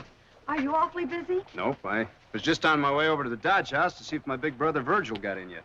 Virgil's visiting? Mm-hmm. Oh, good. I've always liked Virgil and that sweet girl he married. Wyatt, I told Larry's cousin and his uncle I'm not going to marry him. You did? The two of them came to look me over.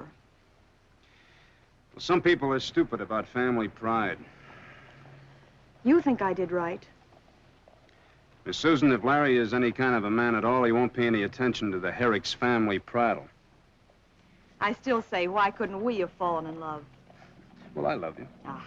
Yes, I do. Love you like a big brother.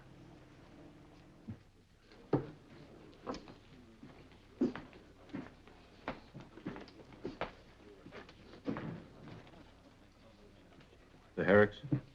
Larry's kinfolk. Watch yourself.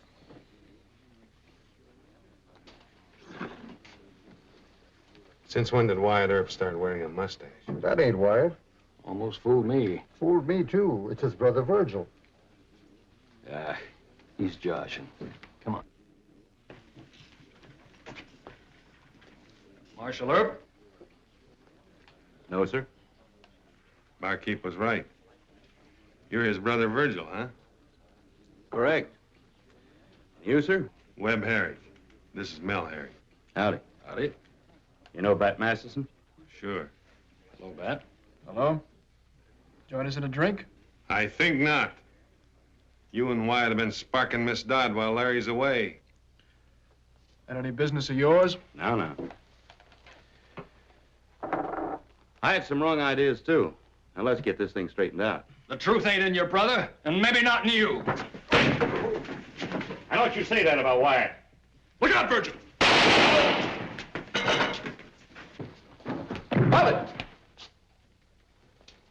Virgil. Yeah, I'm sorry it had to be this kind of a welcome. My own fault. I shot him, Marshal. No, it wasn't his fault. Mel Herrick called you a liar. Virgil clouded him, then Webb tried to draw. All right, Mr. Masterson. You take care of him. We'll go on over to the office. I guess I can trust you to come peacefully.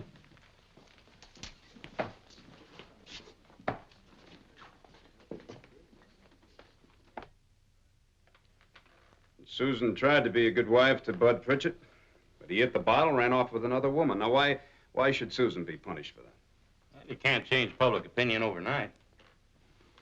But you don't have to join it. You seem mighty riled, brother. Well, of course I'm riled.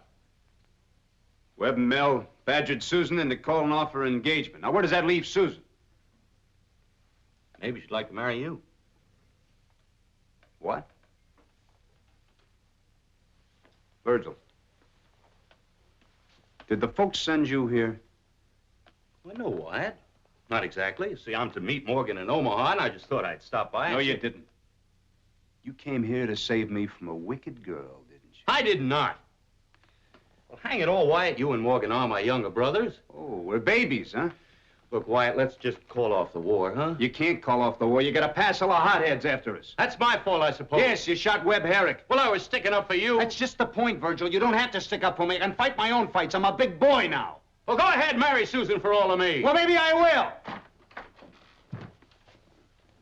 Now, look, Wyatt, I didn't want to come here in the first place, but Mama was crying and Dad was glum, and, well, the pressure got to be too much for me, but you go ahead and you be a big boy. Hold on, will you? Oh, you talk to the idiot. I'm through.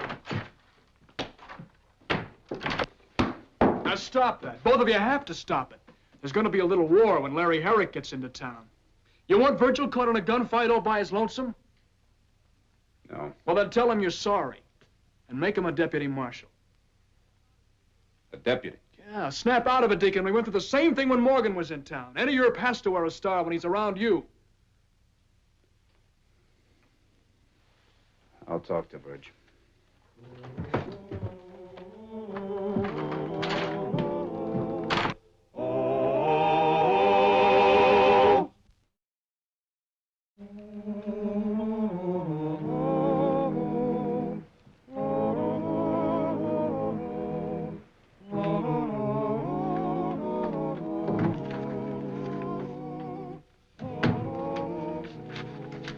Why, Virgil Earp, Wyatt told me you were coming. Miss Susan, I'm sorry for all the trouble I caused. What's happened? Well, I had to gun a fella. Name of Herrick. Not Larry. No, his Uncle Webb. A shoulder wound. Well, that is a relief.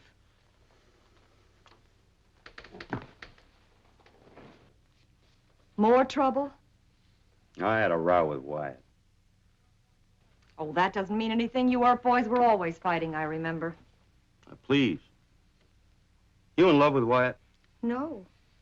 Then you ain't gonna marry. Why, he hasn't asked me. What if he asked you? He wouldn't do that. And even if he did, there's Larry. I think I love him. But if Wyatt should ever ask me... Susan, you're a born flirt. I guess I am. Only you're in Dodge City now, and flirting can mean bloodshed here. You don't want that. Oh, no, Virgil. Just say the word and I'll leave town before Larry gets here. That wouldn't solve anything. I'm just asking you to make up your mind. It'll depend on what Larry says. His folks don't approve of me, and Larry may not want me now. I think he'll want you. Just quit teasing Wyatt. Quit working on his sympathy. Does Wyatt feel sorry for me? Yeah. I wouldn't be happy with a man who pitied me. No, I don't think you would. All right, Virgil. No more flirting, I promise. Good girl. Thank you. Bye.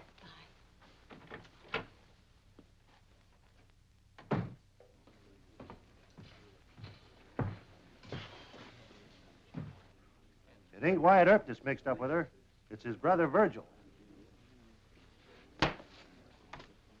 And not only that, when Mel and Webb called Virgil on it, he slugged Mel and shot Webb. All right, mister. I'm not talking about you. I'm talking about that no-good brother of yours. Married man carrying on. You're a liar. Now, you want to fight it out with me or apologize to Virgil? We'll fight it out right here. Yeah, take off those guns. I'd be glad to, mister. Hey,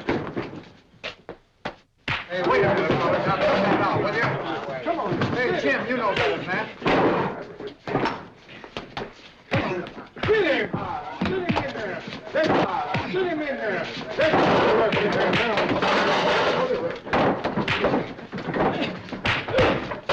Now, will you?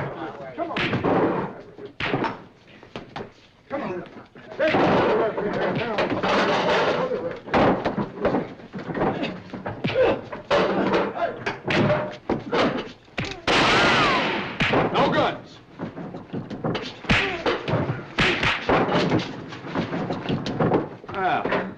you doing here, Mr. Masterson? No use breaking your knuckles. Touch that gun and I'll drop you. Hey, big brother. Aren't you getting kind of old for a fist fight? Well, that's gratitude for you. I save you from a beating and you talk smart. Hey, why don't you go on upstairs and put some arnica on your face? Well, thank you, Mr. Masterson. You know, you got here just in time. What's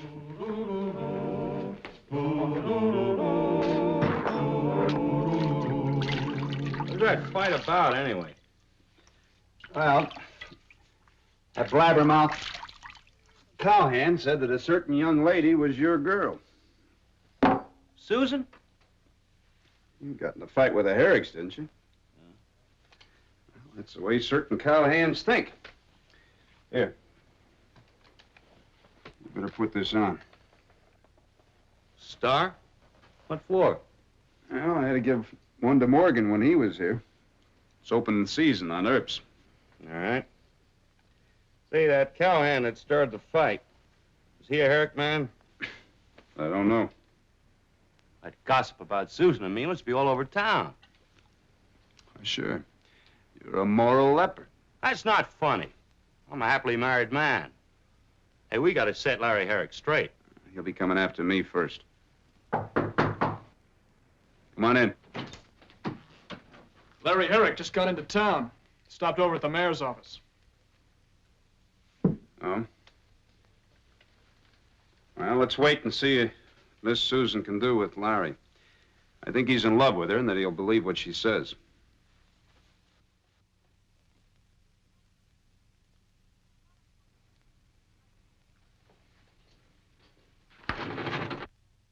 Now then, Larry, if you want to yell at me, we won't be interrupted by taxpayers. Have you been seeing Wyatt Earp? Of course. Bat Masterson? 2 or 3 times. What about Virgil Earp? I talked to him once. Did you know him back in Illinois? Oh, Larry, don't be ridiculous. The Earps are old friends, and Bat's just a kid. There have been 2 fights over you, and my Uncle Webb got his shoulder smashed. Well, they weren't fighting over me. I heard different. I heard... Oh, sure, that I'm a liar and a no-good divorcee. And your folks told you to drop me cold. Well, I've had about enough of the Herricks. Susan, honey. Don't Susan honey me. I wouldn't marry you now for $10 million. Now get out of here. Then it's true. There's another man. Yes. Who is he? That's for you to find out. Isn't Virgil Earp married? That's none of your business. Now you get out of here. I'm going to make this my business. Larry, please.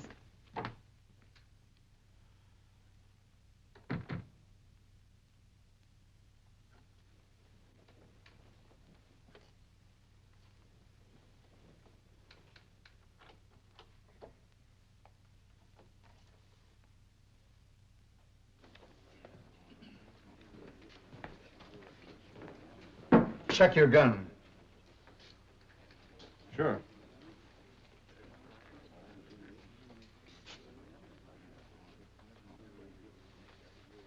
Did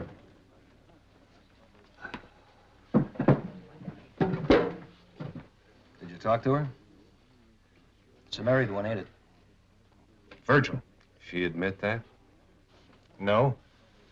But the main reason I know it's Virgil, she was ashamed to call him by name. Well, anyway, you found out in time. You gun him, Larry. I'll help you. Hold on. Just sit down. I ain't satisfied it is Virgil. I'm going to ask him point blank and right to his face. We already had one fight with him, Uncle Webb. I won't be armed this time.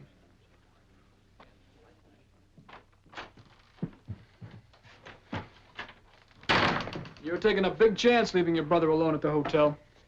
I want to wait and hear from Miss Susan before we mount the guard. We'd look awful silly, wouldn't we, if Susan has decided to run off to Texas with Larry Herrick? Susan. You know, I used to be the setup for pretty women. You're the easy mark now. Well, I feel sorry for all women, Mr. Masterson. Good Lord gave 'em a tough row to hoe. Amen, Deacon. Amen.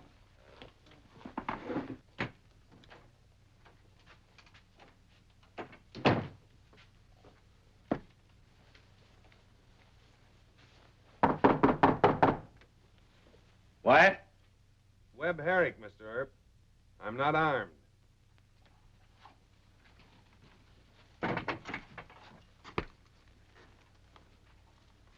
Sorry to doubt your word, Mr. Herrick. Sit down. Well? Larry thinks you're Susan's lover. I think Wyatt is the man. Is that so? Wyatt has his deputies in Bat Masterson. I doubt if Larry'd have the sand to go after him. But he and the boys would sure gun you. I suppose it's no use trying to convince you that Susan is a decent girl. A divorcee? I'm giving you a chance to name Wyatt. My brother is not involved with Susan. Meaning you are? You know, if he wants to gun somebody, Mr. Herrick, then I'm his man. All right. You deserve killing.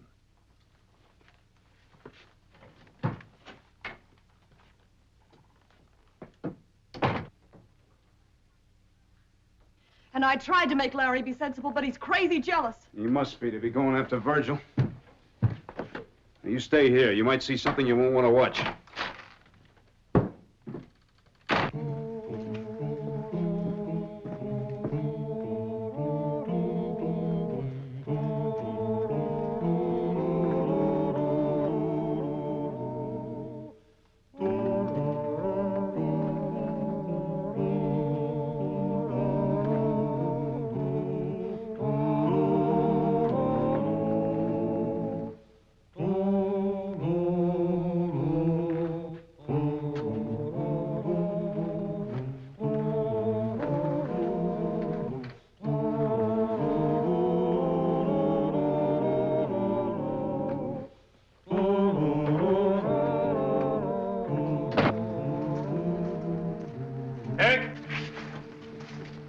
You and your men are wearing guns.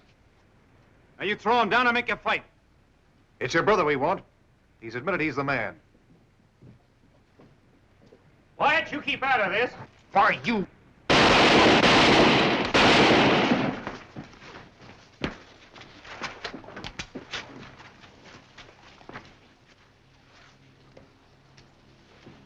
Well, big brother, at least you didn't kill him. Oh, Larry, your poor hand. Those Earps, they never were anything but nasty, brawling hoodlums. We're going straight to Dr. McCarty. You should be ashamed.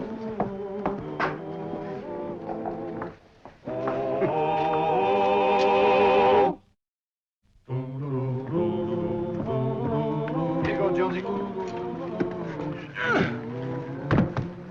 You give my best to Morgan, huh? I will.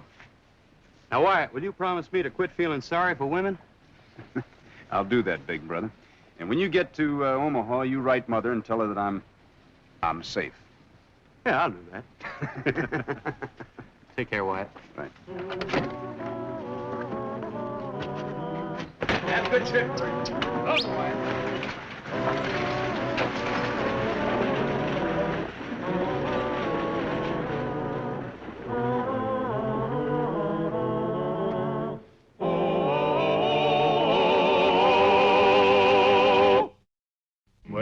He cleaned up the country, the old Wild West country. He made law and order prevail. And none can deny it, the legend of Wyatt forever will live on the trail. Oh, Wyatt Earp, brave, courageous, and bold. Long live his fame, and long live his glory, and long may his story be told. Wyatt Earp, brave, courageous, and bold. Long live his fame, and long live his glory, and long may his story be told. Long may his story be told.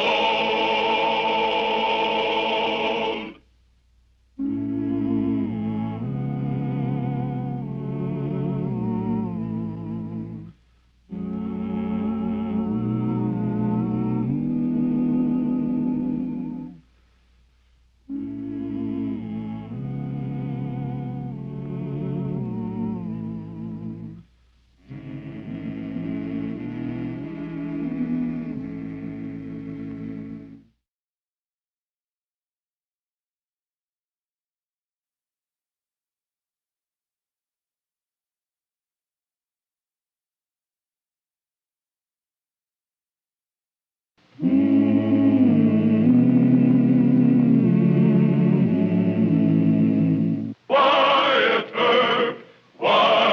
Earp, brave, courageous, and bold.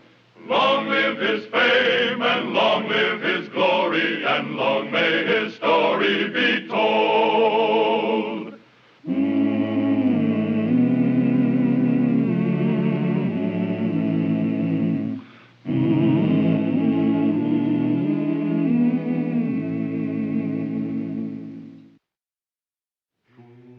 Marshal Earp had left Dodge City to arrest a murderer in the Browns Hole country. Wyatt had hoped to get back before cow trail hoodlums could organize an attack on the town. But he had underestimated Curly Brocious and Johnny Ringgold, killers with a grudge against him and Dodge City. Kelly! Come on out! We want to talk to you!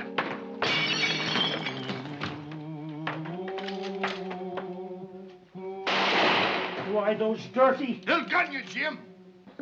We won't hurt you, Kelly. We want to make a deal with you. I'll face them. Cover me. If they shoot, get Brocious and Ringgold. That's the least you can do. All right, I'm listening. Come closer. I'll do that, too.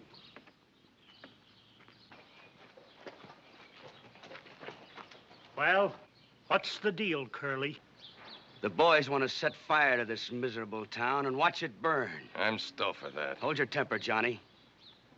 We're giving you a break. Indeed. Name it. You fire Earp, and in writing. And you post a bond with us to make sure you don't hire him again. All right, I'll fire him. Yeah, you say that now. We want 20,000 as a guarantee. 20,000? Why, this town can't raise that kind of money. You're kind of stupid today, Mr. Kelly. When the bank burns, we're going to get more than 20,000. I want to make this legal, Johnny. We don't rob the bank. You hand the money to us. Or you burn the town. Well, give me half an hour. 10 minutes.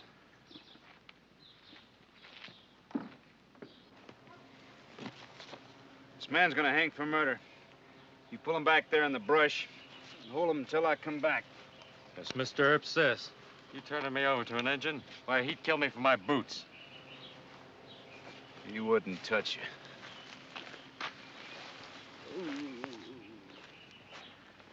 There's a spur of the Santa Fe nearby. I'll try and find myself a hand car and go back into Dodge City. Into Dodge City? Are you loco? You got any better ideas, Mr. Gibbs? Well, I sure have. Me and the mule are heading back to Utah. Oh? I was gonna make you my chief deputy. Me a Johnny Law? Ha! Well, that 10 gauge of yours and those rifled slugs would be a revelation in Dodge City. I could use a cannon like that right now. Well, I'm looking for peace, not trouble. Well, then, Mr. Gibbs, I suggest you go back east and find yourself a nice, quiet little town. Good luck, Mr. Gibbs. They're not fooling, Judge. I'm going down to the bank and get the money. But it's plain extortion, Jim. No, it's fire insurance.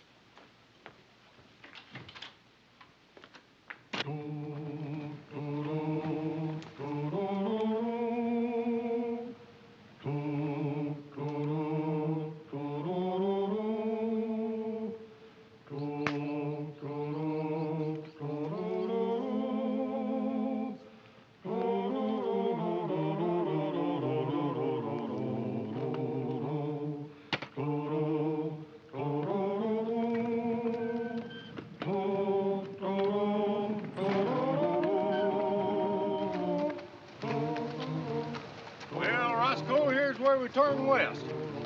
Can't do Earp no good now. Darn fool, he's just the same as dead. Oh, west, Roscoe! West! You don't care nothing about Earp. This here trail into Dodge is just easier, that's all. All right, you go into Dodge. You'll get your dadgum ears shot off. All right, you long-eared fool. If you want to go into Dodge, let's go. Ain't no time to waste. Get moving!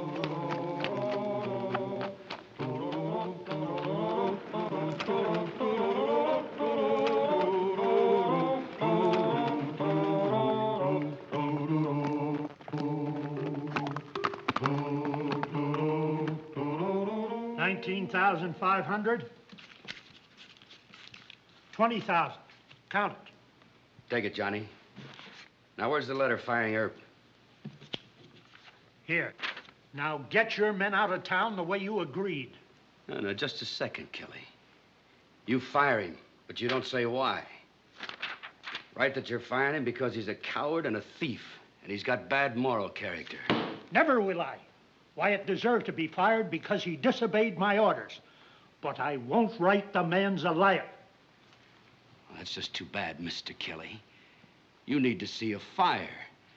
We'll burn some shacks first, then you'll write what we want.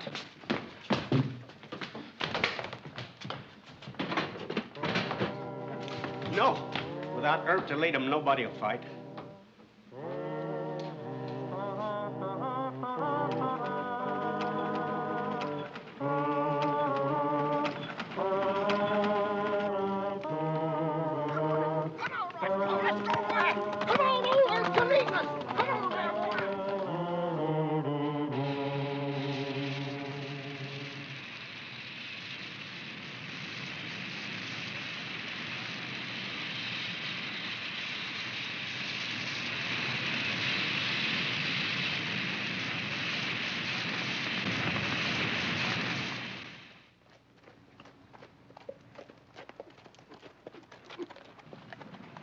Wonder who that could be.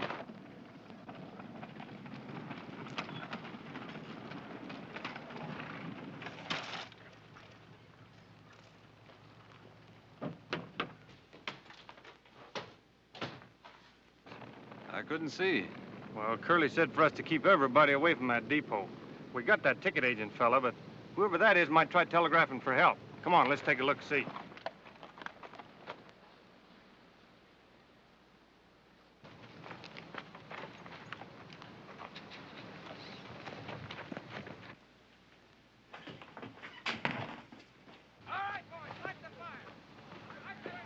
Hey, look at that fire.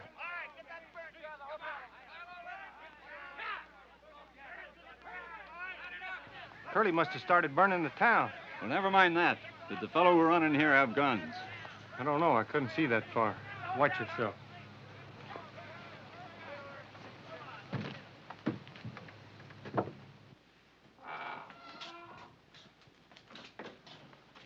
Maybe he's in that baggage room. Take a look, see.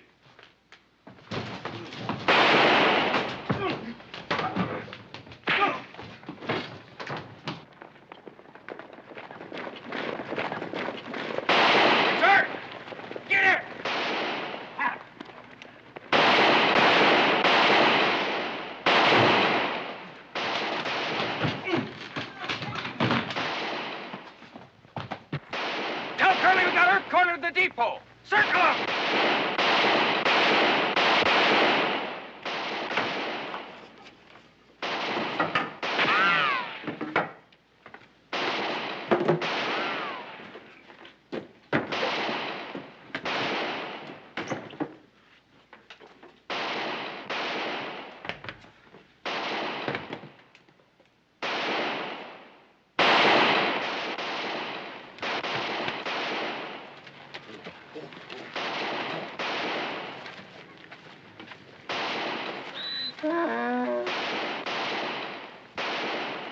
Come out of there, Earp! You ain't got a chance!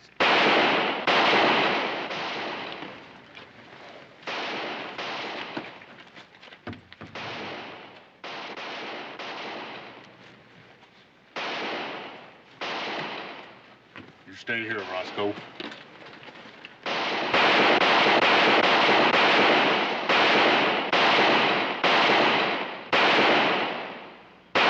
He's in the baggage room. Move it to the ticket office.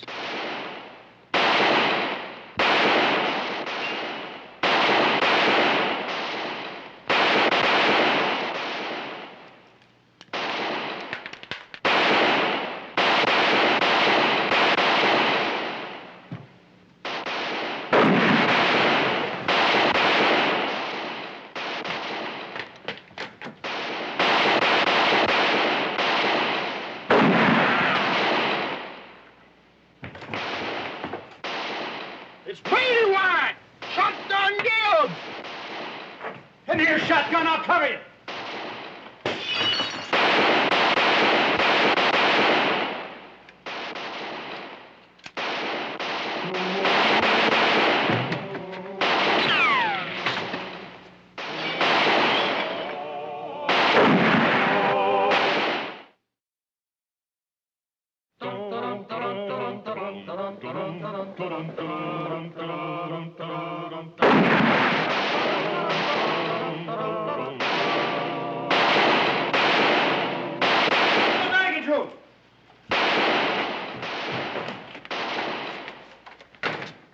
Cornered in here, ain't we? Oh, they're cornered. Come on.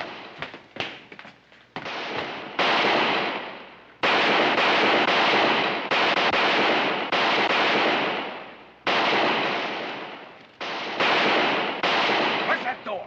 Rush it yourself, Johnny. They're blowing our boys to pieces now. All right, I will. This ain't a corner. I don't know corners. How many shots you got left for that gun? Fired 5, got 40 left. Come on. Look. See that load and shoot over there? Yep. Well, it's made of 2x6s. Now, Ringgold, most of his men are hiding there. Well, you know that's awful stupid of them. Because 2x6s don't mean nothing to us. All right, now, you drive them out of there. We can kick our way out of here, run back to the fence, cross the pins.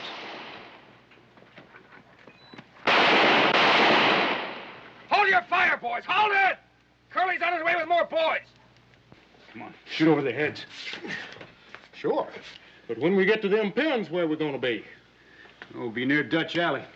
Once we're there, we can fight our way house to house. Commence firing? Let them have it.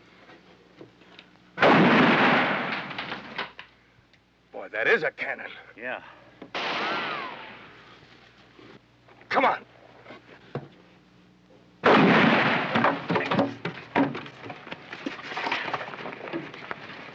Take it easy, John. Come on.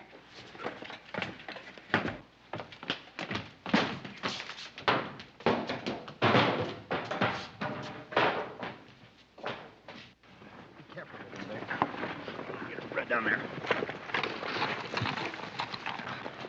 Ringo! Where's Earp? Did you let him get away? You hit Johnny? Listen, they got a cannon. They just shot a big timber off and it hit Ringgold on the head. Yeah, that cannon. Whew. Is Earp still in the depot? You better go and look, Curly. I don't feel good. Cannon, ah! We'll see about this. Help me get through Dutch Alley and into town. Sure. Be careful, though.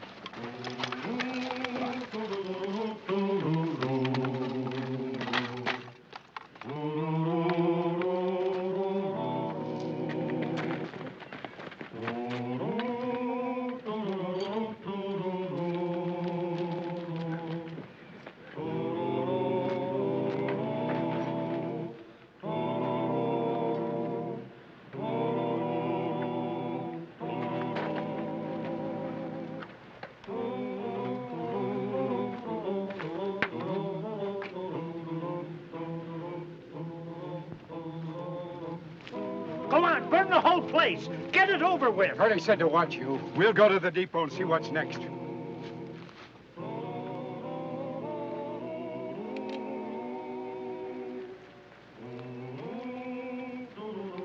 Now you listen to me. Shut up and keep moving.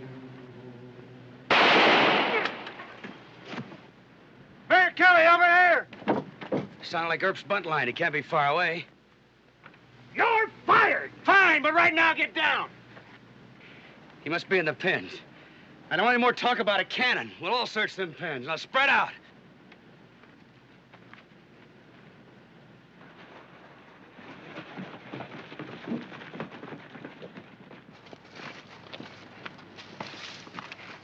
Look, I'm gonna make a run for Dutch Alley.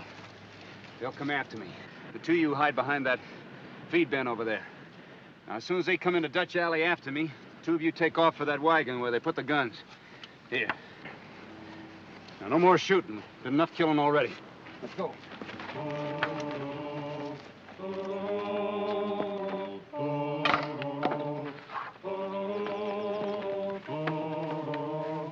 There he goes! Get him!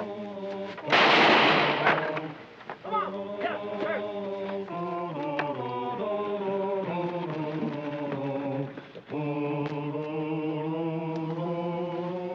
guns are over on Front Street. We'll take the other alley to get over there.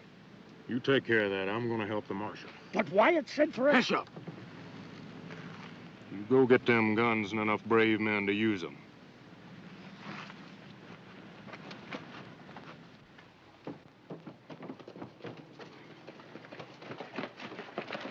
No use hunting Earp through every rat hole in this town. It's just what he wants. Ah, you're scared of Earp. Yes, so are you. Only I got sense enough to quit while I'm still ahead. Look, we got the 20,000. Let's get our horses, fire the town, and ride. Yeah, we got the money. Get your horses, we're riding out. Wyatt's back in town. Come out and fight. Get those horses off the street. Come on, boys. Come on and fight. Grab a gun from the wagon.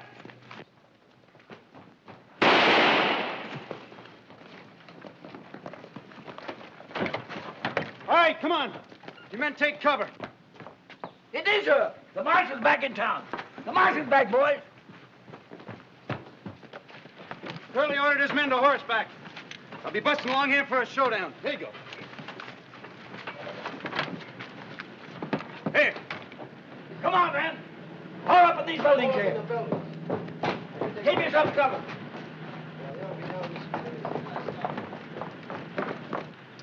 Shotgun, take these horses on down to Front Street. Let's go. Get in the back, Mr. Mayor.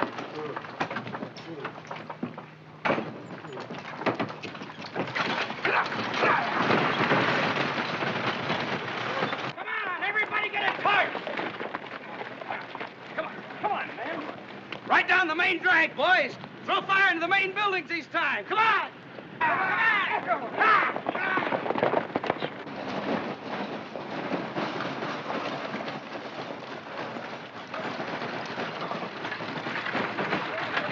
Oh, come on. Unhitch the wagon, Mr. Gibson.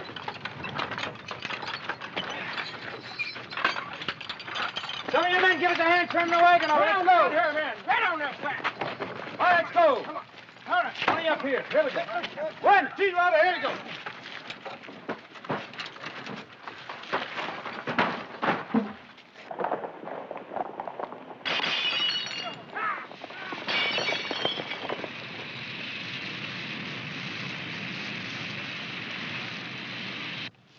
Now remember, we want to take him alive.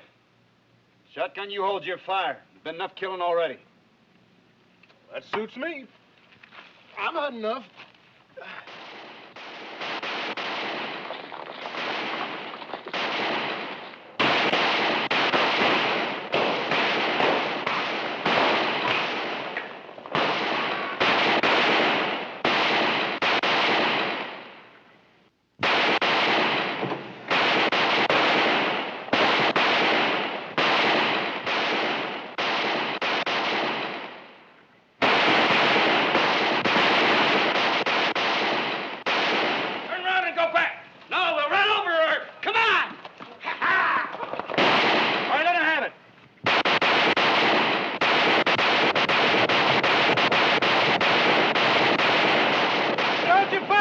Shoot the rest of you.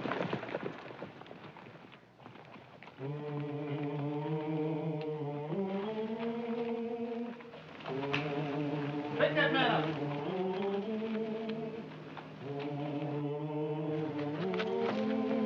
Hey, big fella, what'd you have in that cannon?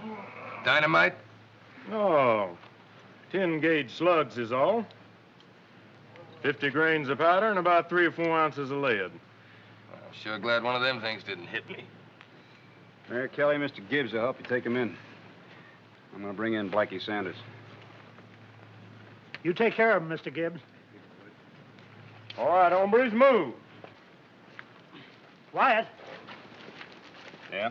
I didn't mean what I said about you being fired. Oh? Well, you try and persuade Mr. Gibbs to stay on here as my chief deputy, and I might consider being hired again as marshal. What's so wonderful about Mr. Gibbs? He likes peace, Mayor Kelly. Now, you try and talk him into staying here and fighting for it. Oh, and you be especially nice to his mule. His name is Roscoe.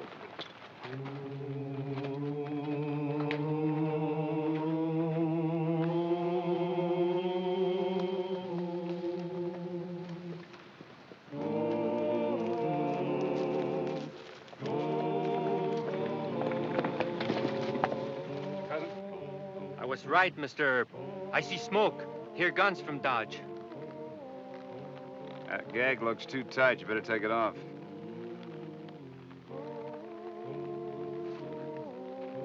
What are you trying to do, choke me to death? That'll happen soon enough. Mr. Shotgun, he leave you to fight alone? No. I couldn't have done it without him. He stay in Dodge and help you now? Well, I'm not sure of that, Mr. Cousin. That's what fidgets me. Come on.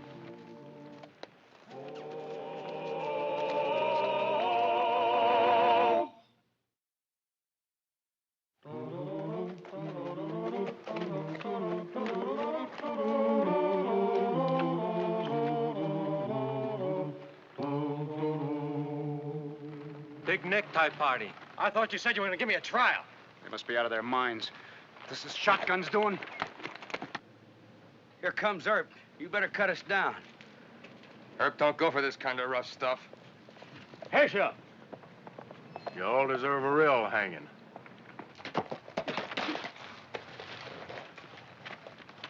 This your idea? Yep. They call it sacking on Outlaw Trail. Mr. Gibbs insisted, Wyatt. He said he wouldn't hire on as chief deputy unless he could sack him up. Ain't no law that says we gotta be punished this way. Well, I think it's a good idea. You got a star? Yes? Well, give it to me. Here you are, Mr. Chief Deputy. Well, thank you, Marshal. Well, Mr. Brocious, Mr. Ingle, I'd like to have you meet Blackie Saunders. He murders people in cold blood. When he swings, he won't be standing in a sack.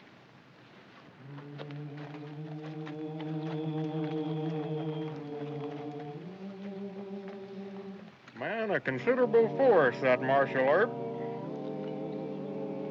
He's learned me what a peacemaker has to be.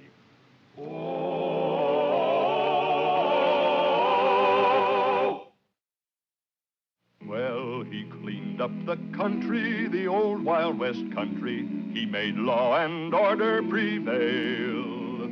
And none can deny it, the legend of Wyatt forever will live on the trail. Oh, Wyatt Earp, brave, courageous, and bold. Long live his fame, and long live his glory, and long may his story be told. Wyatt Earp, brave, courageous, and bold.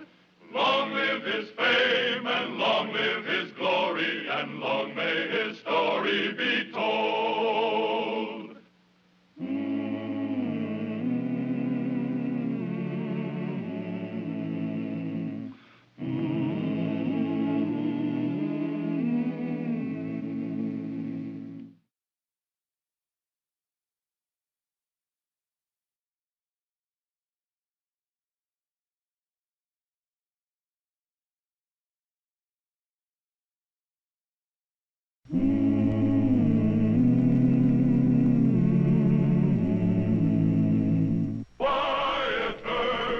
Wyatt Earp, brave, courageous, and bold.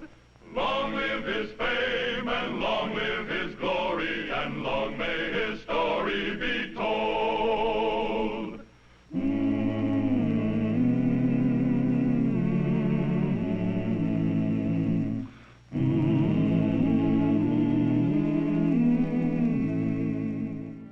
Wyatt Earp's little brother Morgan was a charming, devil-may-care young buckaroo. When he came under the influence of Dr. John H. Holliday, Wyatt had a problem. Although Wyatt and Doc were friends, Marshal Earp knew Doc for what he was, an embittered adventurer with a strange code. If a youngster like Morgan Earp started hero-worshipping Doc Holliday, he was mighty apt to pay for it with his life. Get your hands up, all of you. You, get that box down from the booth. Don't try it. I don't like shooting by accident.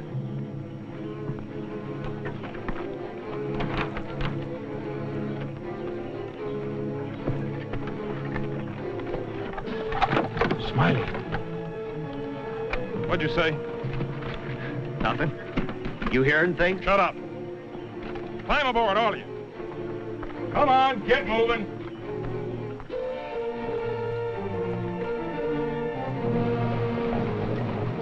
Hey, whoa! Let me out of here, will you?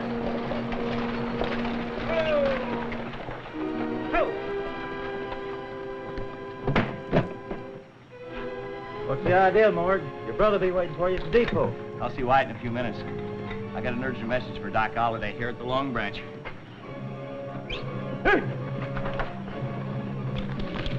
The tray is out. Burn the queen and pay the jack. Hi, Doc. Well, just a moment, Morg. There you are, sir. Frankie, now you take over the table. Right. Well, Morg. How's the deacon? He's just fine. Haven't you seen Wyatt? I had to see you first. Back room? Here.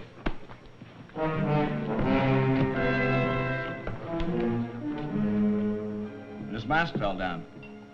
Who should I see but Smiley Dunlap? Smiley? Well, that really surprises me. Cross my heart. The poor clown got himself suckered into a Wells Fargo holdup. Well, he must have been forced into it. Point is, Big Brother Wyatt takes a Wells Fargo robbery awfully serious. He's a Johnny Law by profession, Morg. He's bound to ask me about the holdup. Well, now, you just forget you saw Smiley, huh? Well... Look, Morg, I like Dunlap, and so do you. He's funnier than Josh Billings and Mark Twain and all the others. Did you ever hear him tell a story about how he cured a giraffe of his sore throat? Now, this is a very funny man, and he's well worth saving. All right, I won't tell Wyatt. Well, what do we do about Smiley? Well, that's simple. We go find him. Might be a long ride, Doc. True. Well, hello, Morgan. Well, Big Brother. Howdy. Good to see you. Of course, I'm kind of sorry to see you in such bad company. Huh? Morgan, he knows that I am a scoundrel. Your little brother bought the bottle, Wyatt, but he has not touched one solitary drop. Well, he's of age, Doctor. I'm working on that Wells Fargo heist. Yeah, I was on my way to you until I remembered I owed Doc $10. Huh. Morg, I will see you later. Hmm? Yeah. Come on, Wyatt. I'm going to give you the best description of a robbery you ever heard. I was fixing to be a hero. Shoot it out. So the boss of the gang reminded me there was ladies present. Well, I'm glad you acted sensible. Thanks. You, recognize any of the gang? Now, like I said before, they all wore masks. Well, it's just routine, Morgan, but...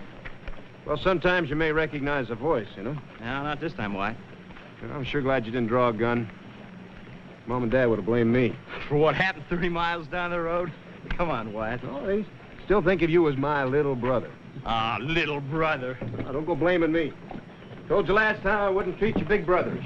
Go on in there. Go on. Here they are, Doc. Millen and Griggs. They should know who pulled that job. Well, thank you, Frankie. You can lock the door. Behind you. Well, now, who wants to talk? It wasn't our crowd. We've been camped outside of town the last 2 weeks. Where is Smiley Dunlap? Smiley? He ain't rode with us for months, Doc. Last we heard, he fell in love with some rancher's daughter. That is alive.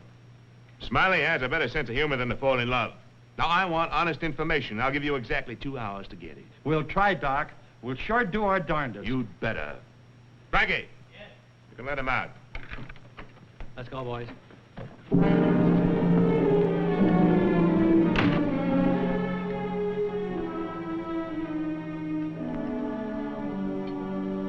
cigar smells like one of Doc's. It is. I'm getting a little worried about Doc. He's fighting again with Miss Kate. Why not? She's always yapping at him. Brother, Miss Kate is a long-suffering wife. Not one woman in 1,000 would have stuck with Doc. Makes a good living for her, doesn't he? Money isn't everything to a woman. Don't you ever forget it, Morgan. All right, Big Brother. Get to the point. Look, I'm not trying to lecture you, Morgan. I'm just trying to warn you.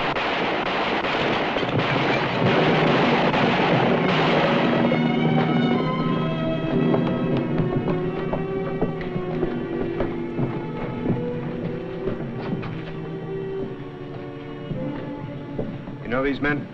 Doug Millens and Steve Griggs. You might ask Doc Holliday about him. He was just talking to Doc in the Long Branch. Thanks.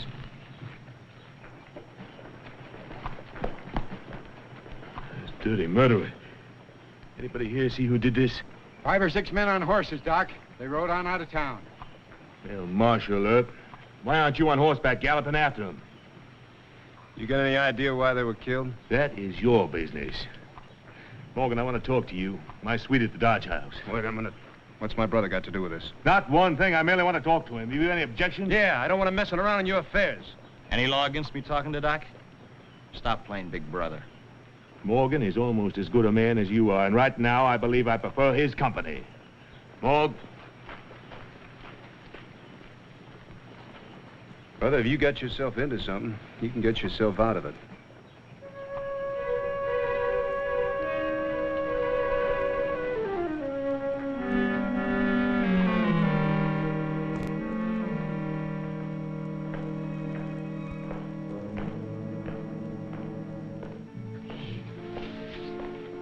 Just hold your temper, Morg. We can't have Wyatt messing around. Well, door is unlocked. Wait till I make sure Katie isn't here. You know, she is Wyatt's stool pigeon. Katie? Morgan, somehow we have to keep him out of this. What's it all about? Griggs and Willen were going to get me some information on the Wells Fargo job. Smiley must be in real trouble. Yes, he is. Do you want to help? Of course, Doc. All right. First thing, we got to sneak out of town. We can hire some horses from old man Diedrich. At least he knows how to keep his mouth shut. Shouldn't we tell Wyatt? Son, where we're going, the very name of Wyatt Earp would start a gunfight. Besides, Wyatt doesn't owe Smiley anything. So why should he risk his name? You're right. Let's go.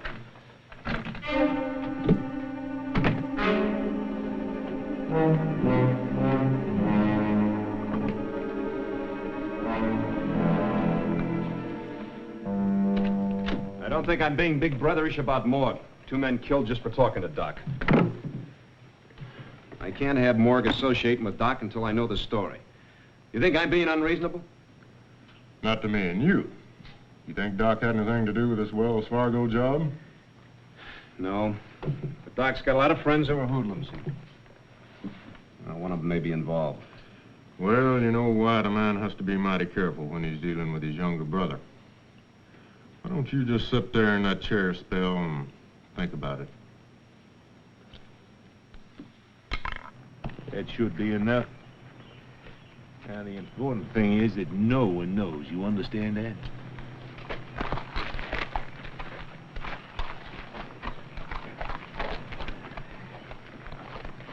Morgan?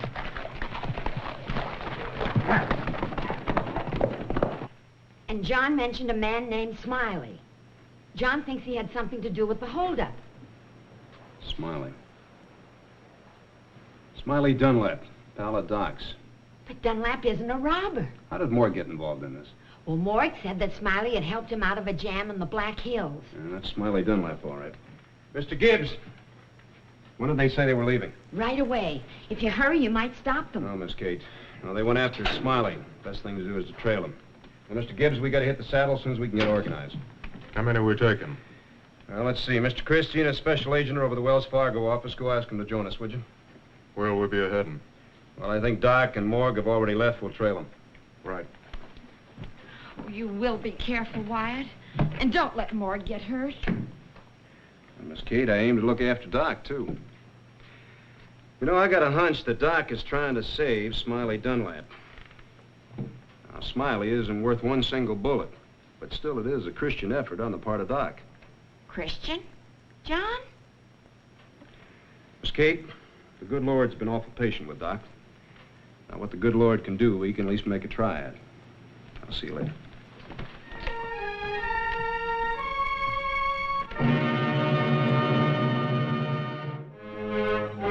You like it? Oh, it's fine, boys. I just testing. It's real good liquor. Ought to be. We heisted from a Santa Fe private car. You didn't tell me what's your business here. Well, Mr. Morgan and I are looking for Smiley Dunlap. Last I seen of Smiley, he was riding for the Bar X in the Panhandle. Bar X? Yeah. What do you say, Mr. Morgan? 5,000 is worth the ride, Dr. Holliday. Thanks for the grub. Let's push along.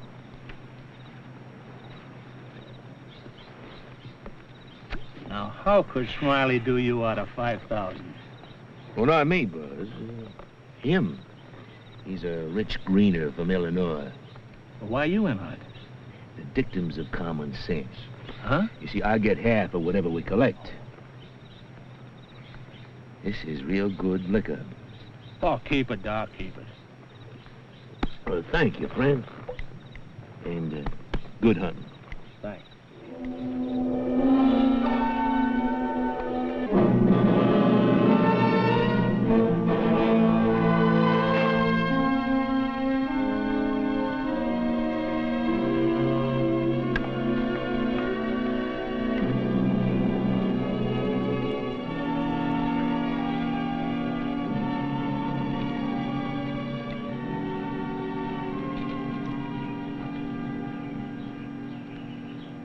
Yeah, they were here, all right.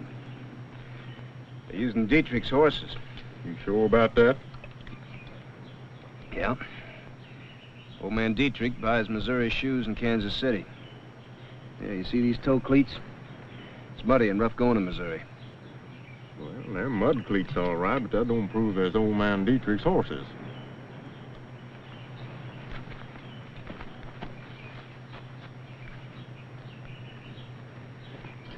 Yeah, about 2 hours gone.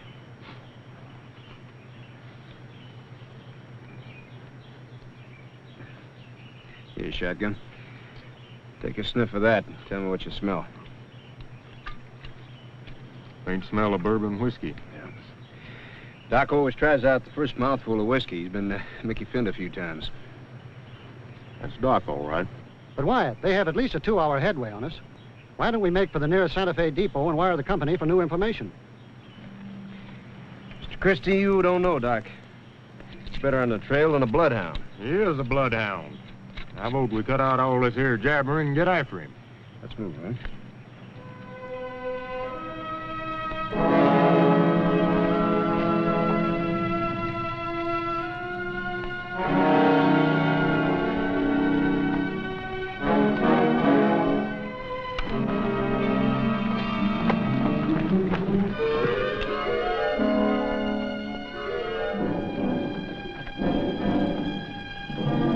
Bugs, Camp. None of your business.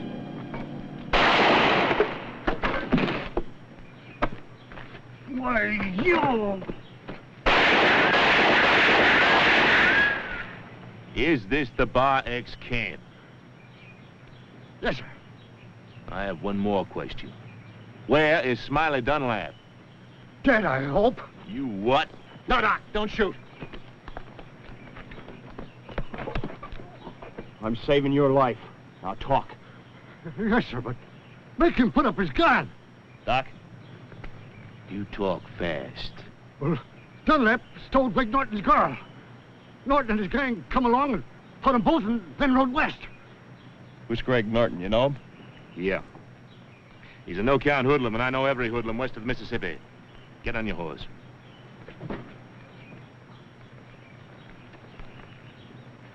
Old man, you better learn to keep a civil tongue in your head. Yes, sir.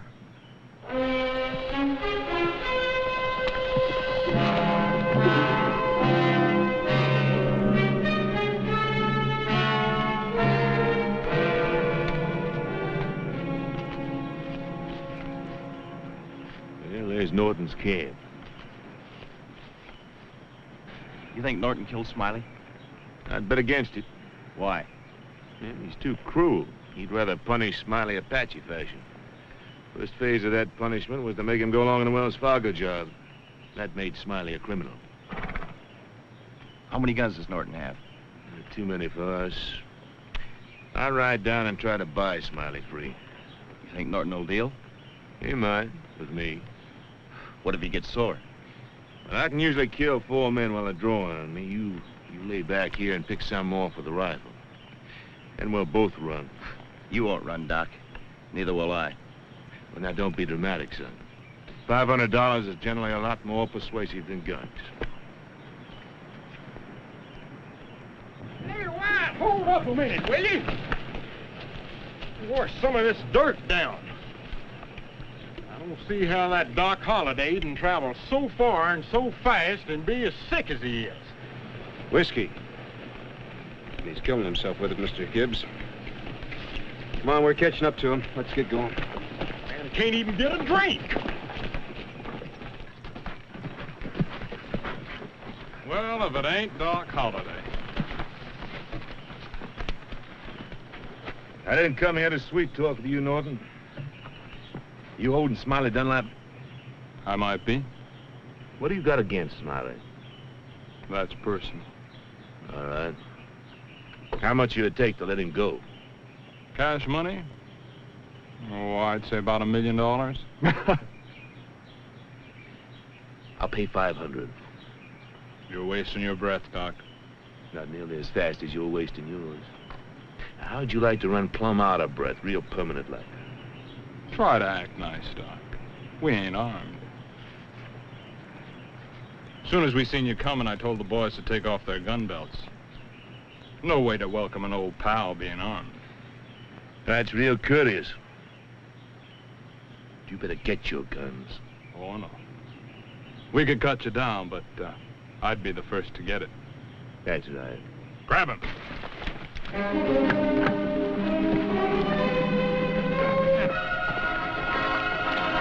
Turn him loose!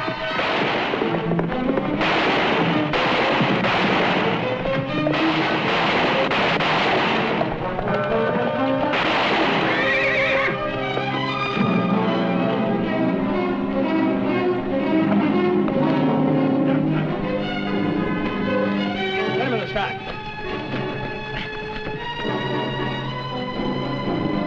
Let's go. Come on.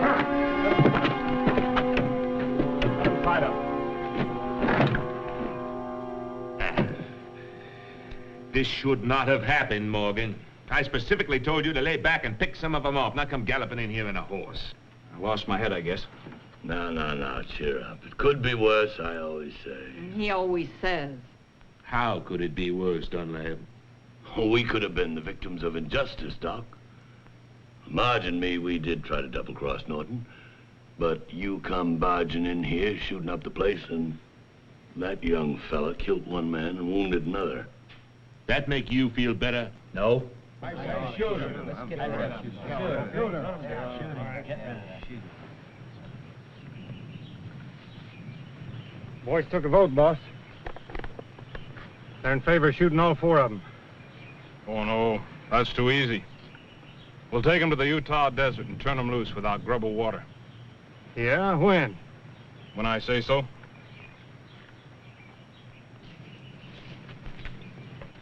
Keep low. That shack down yonder. They got a guard on it. I reckon, Morgan, Doc, and that shack was Smiley. Well, we can't rush them. They just got too many guns. I'll ride to Hayes and bring a posse. No. Wait until after dark and then we go in. You'd try that knowing your brother's in there? Morgan and Doc got themselves into this. Mr. Gibbs, man does what he's taken an oath to do. Now listen. Jim, Eddie, Rand, Sloper, each one of you take a lead rope. The rest of you ride rear guard. If we run into any trouble, shoot the prisoners first. They're getting ready to move out over there, White. They got our people on a string? No, they got one guard leading each horse. Good. All right, we'll drop the guards. The horses will stampede, take our people out of it. After it's all over, you, Mr. Christie, and Mr. Sandridge, you gather up the prisoners. I don't want Morgan to know I had anything to do with this. Right. Let's move. It's getting dark.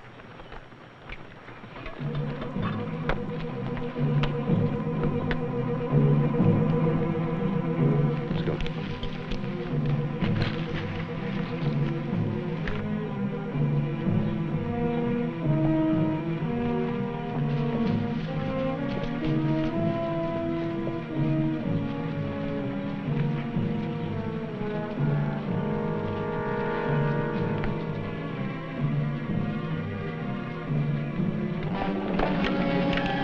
off.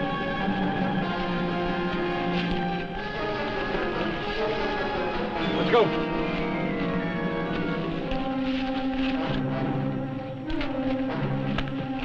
Two of you stake out here. Disadvantage, get back in there. All right, here they come.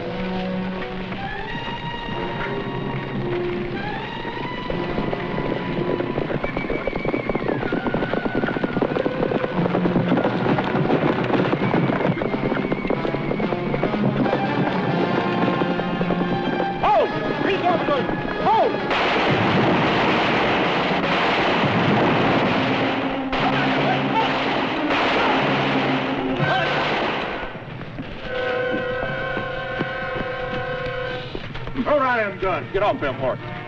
Now get down off there. Keep your hand away from that gun.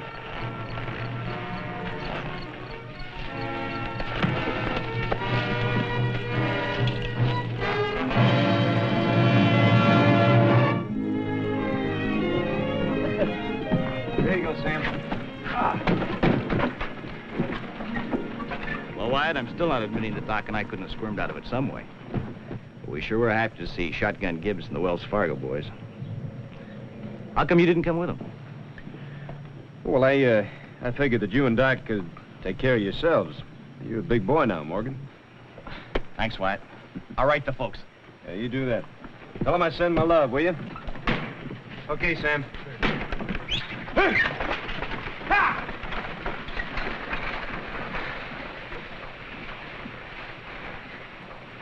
Now, why didn't you tell him the truth? What, and have him hate me? Well, Morg's my baby brother.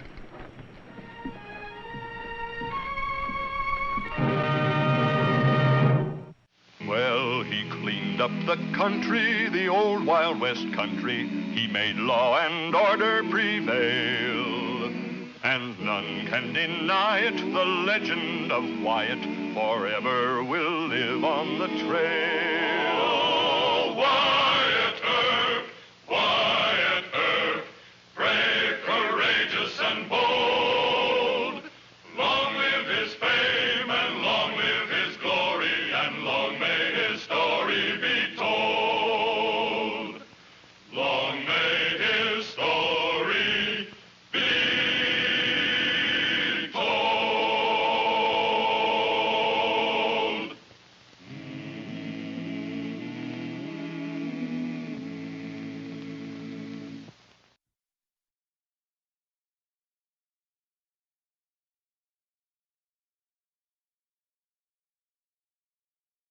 ভালোবাসা সুন্দর, ভালোবাসাও সুন্দর। মানুষ নিজের অজান্তেই ভালোবেসে ফেলে।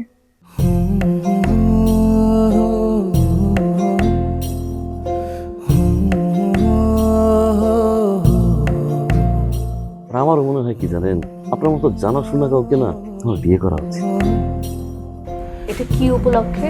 Madam, ফুলটা গ্রহণ করুন, তারপরে বলতেছি। ভোটার আইডি কার্ডে যার স্বাক্ষরের জায়গায় টিপসই দেয়, এখানে কেউ doctor.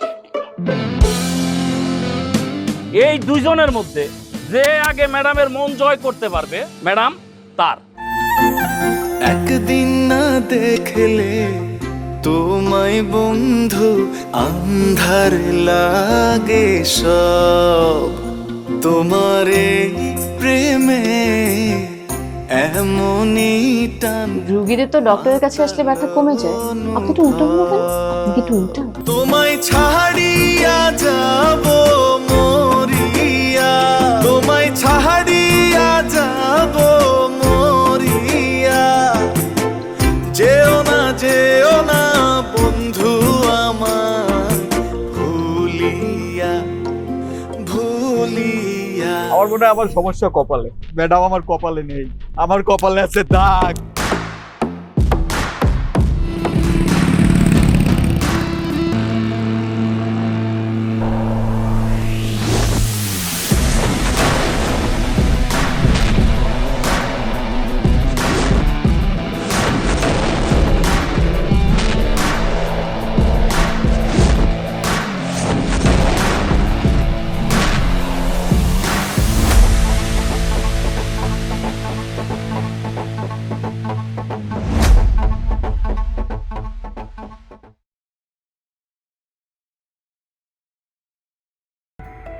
Đi kìa.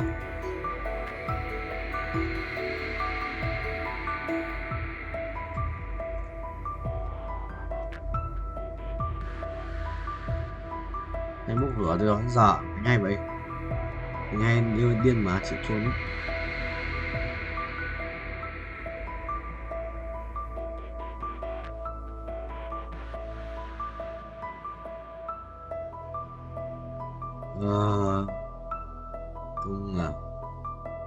Cung à, cung xanh à, đai máu, đai máu. Đây Đúng ra thì buồn lắm rồi, buồn lắm em ơi, biết trách anh bây giờ. Đấu lên được rồi.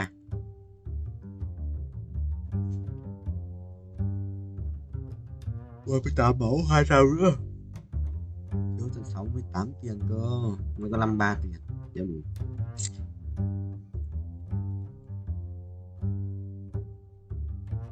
May nữa không thầy. May như hack rồi. May khác thì hack đâu. May áp bị file được mà. Asma. Chi nhất lava dragon.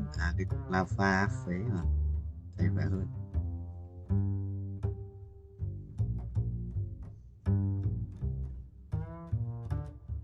Bữa nay đánh oan của nó còn chết cơ. Thằng thì top 1. Bạn thế cao thằng top 1 vậy. Thắng top 1 này. Nếu sao thắng là thằng top 10. Phải thắng không vậy? Bắn nhá. Nhanh ghét. Thắng đi. Đã thắng rồi, gần thắng. Khiếp, phải bắn toàn để chiêu bắn được mà. Đéo có đam. What the hell, 5 phép. Chiều rồi. Toàn 5 phép ạ.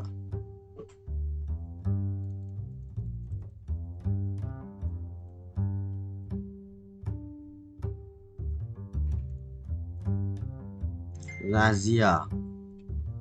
Ra sẽ khó đáp bù làm mau đấy.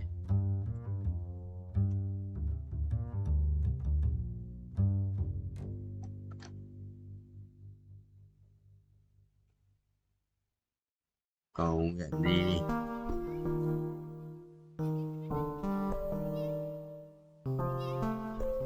Thằng cũng không may nghỉ mà.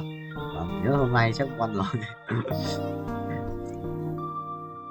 Là quán cũng gọi thằng điên rồi, mày máu sống không vậy? Sống phải ra gì đi, đéo ra gì thua đấy. Mày đánh thằng rừng đâu? Đánh nhật sĩ vậy. Nhật sĩ của tao vậy. Hay rồi, hay. Xét mấy nữa là hay. Đấy rồi, mày. Nếu được rồi, không hay. Không thua, không thắng. তোমাকে 15 লাখ টাকাই দিতে হবে। তুমি যদি দিতে না পারো তোমার বাবাকে কল দাও। তোমার যত জমি জিরাত বাড়িতে যা আছে এগুলো বেচা হইলেও তোমরা আমাদের টাকা পাই করে শোধ করবা।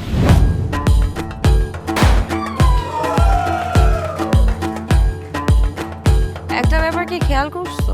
শহরে কিন্তু দুইটা রূপ, রাতের এক রূপ, দিনের আরেক রূপ।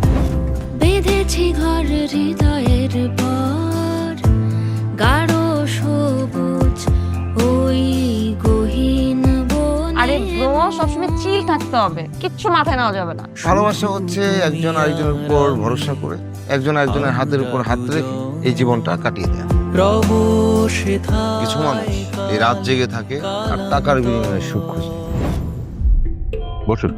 এখন তো সিরিয়াস হওয়া উচিত, তাই না? আমি তো কোথাও যাচ্ছি না পার্টি করতে। তুমি কেন যাচ্ছ? কেন বন্ধ করতে পারতেছো না বলো তো?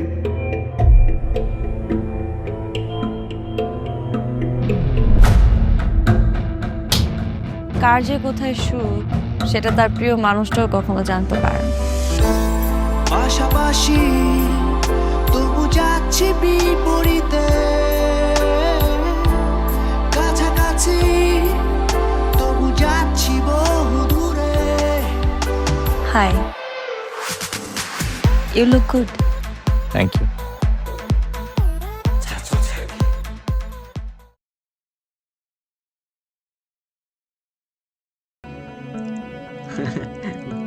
Phím mới xoay màn hình mà cần gì đâu, cần gì cho đâu.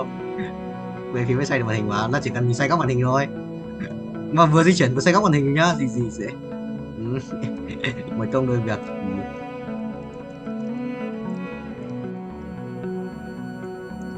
3 tiếng là 120 rồi mình.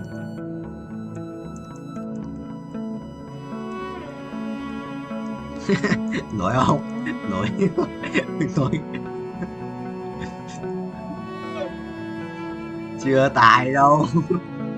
Rồi anh quay. Mới đầu nó sao anh hồi đầu tiên anh làm có mỗi mình anh làm, biết anh bảo là anh quay bao nhiêu tiếng một ngày không?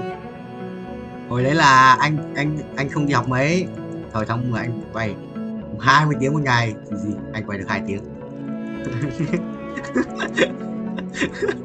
Quay được mắc là 5 tiếng rồi, nhiều nhất là đấy quay nhiều nhất là 5 tiếng một ngày lúc quay được.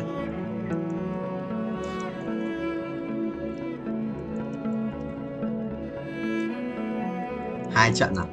Được cái nhở? Quỷ đấy. Được.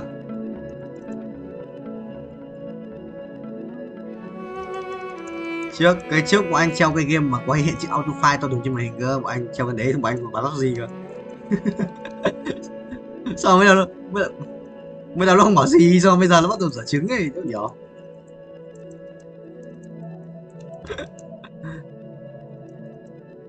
Thấy quay tiếng như mày thì sang cái đấy nghỉ tí, ngồi tí một tiếng nữa xong rồi đi tắm đi ngủ. Mình chết rồi. Dương này thôi đéo số của tao này thì tao đứng lại tao lấy.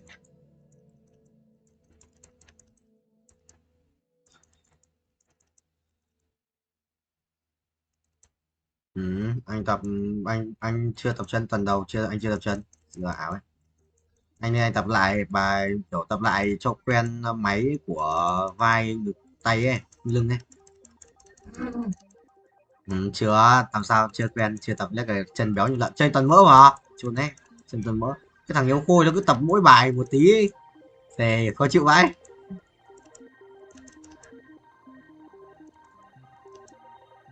Cái gì?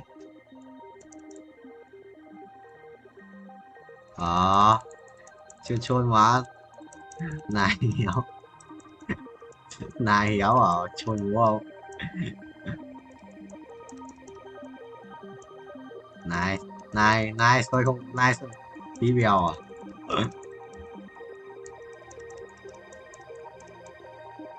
Yes. Cái gì vậy? Sao anh làm người này? Em ơi. Anh quay 6 tiếng rồi, giờ quay thêm 7 này, 1 tiếng nữa 8 tiếng bình, 8 tiếng. Nhìn đồng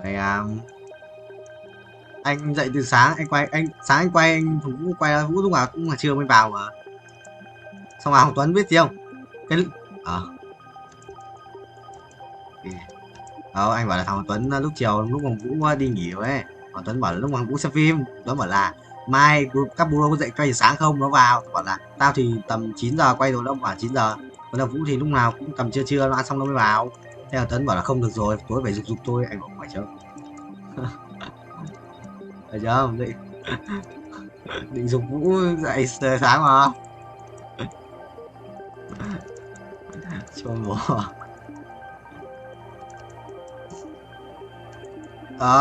Khác mà, mới đầu là chỉ có 50 tiếng, tháng này đâu, tháng sau anh nhận lương xong và anh mới làm tiếp cơ. Yên nó dục 50 tiếng nữa trước ngày 15, trước ngày nhận lương luôn. Xong không phải trước ngày 15 luôn Vũ ơi. Nó trước tuần sau là đấy, là từng đấy, không phải là trước ngày 15 nó bịp đấy. Nó nói thêm với mình thôi. Nhưng bảo là tuần sau, đến tuần sau là phải từng đấy, là cần có từng đấy nhỉ? Phải. Lớp mà. Thằng Cương còn làm được 10 tiếng, 11 tiếng 400.000 kìa.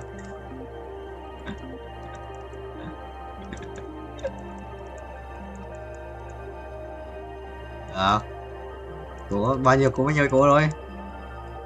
Yes. Vũ còn bao nhiêu? 30 á? Vũ còn 30 hả Vũ? Ok thầy ơi. Anh không nghe bao nhiêu. Bởi mai chủ nhật, mai thực sự một ngày quay ác quỷ ấy.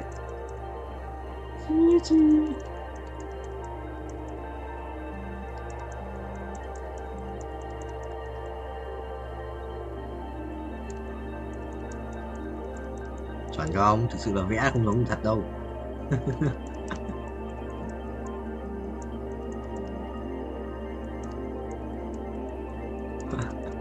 Ồ, anh mà đi anh cũng thế Vũ, anh mang ngay đồ ăn ở nhà đi. Đéo thì đấy ăn được đéo. Tao đến tao ăn rồi, trước đến đấy nhà tao đi ăn này, đéo có gì lẩu hải sản trong nhà. Đéo quen vị nhà lắm. Mà nhà anh có ông già anh còn dẫn anh vào trong chợ ăn cơm như cơm sinh viên cơ, nếu mày hiểu. Ông già anh còn dẫn anh vào chợ đấy ăn cơm như cơm sinh viên cơ. Đúng quen vị mà. Mẹ đi tính sau. Xong rồi có một nhà nhá, 2 nhà bán cơm như thế giống nhau ở cạnh nhau luôn, một nhà.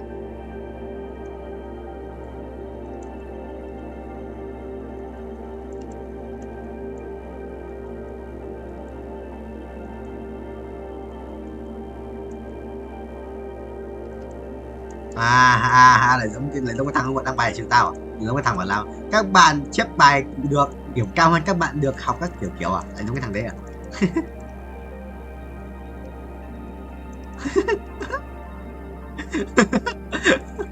Quỷ đang chịu nào.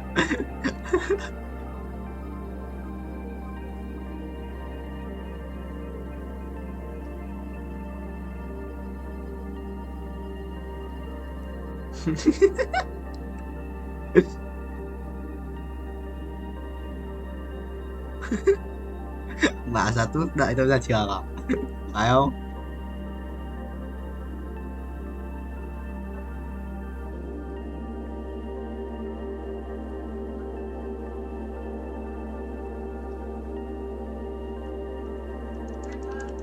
Mày phải học giỏi những người dùng phao chứ hả cái thằng ngu.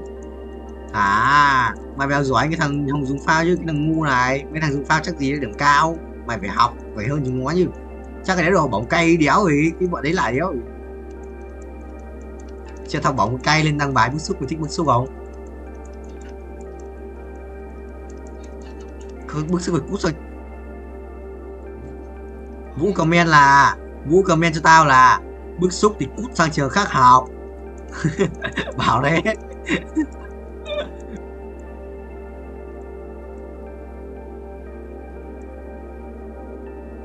Gì qua của nó mà quỷ lợn đi.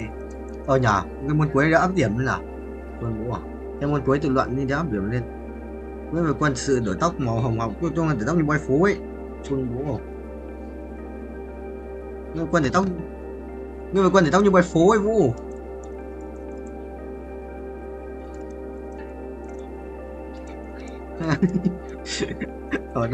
Chuẩn không? Xe pháp lợi cương nó ghi của tao ép ở đây ở trong khi tao thi lại xe rồi. Cái gì ép tao? Thành với khách hàng đeo áp à? Quản trị marketing B.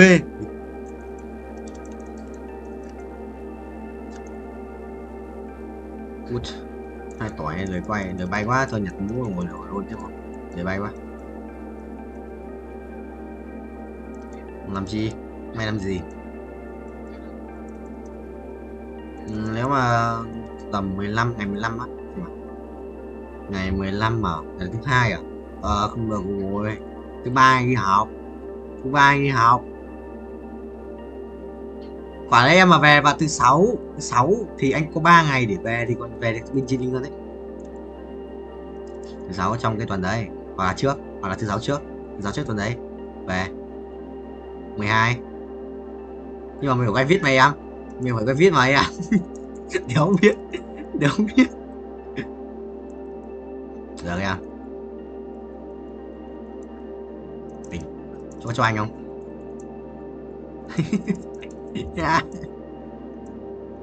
Sang ấy cho cháu xin với.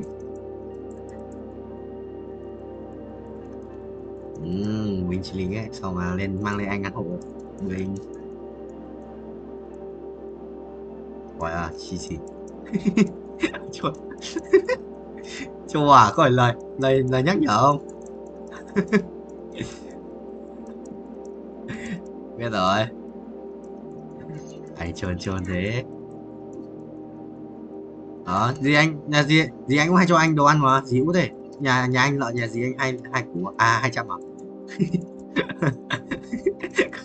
Nhà anh ở gì anh 200 mà.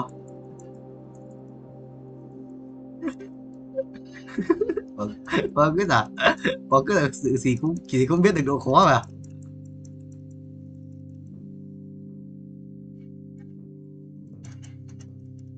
Chả thế.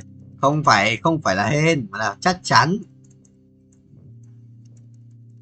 Chắc chắn em ơi, không bao giờ là có thể là chắc chắn.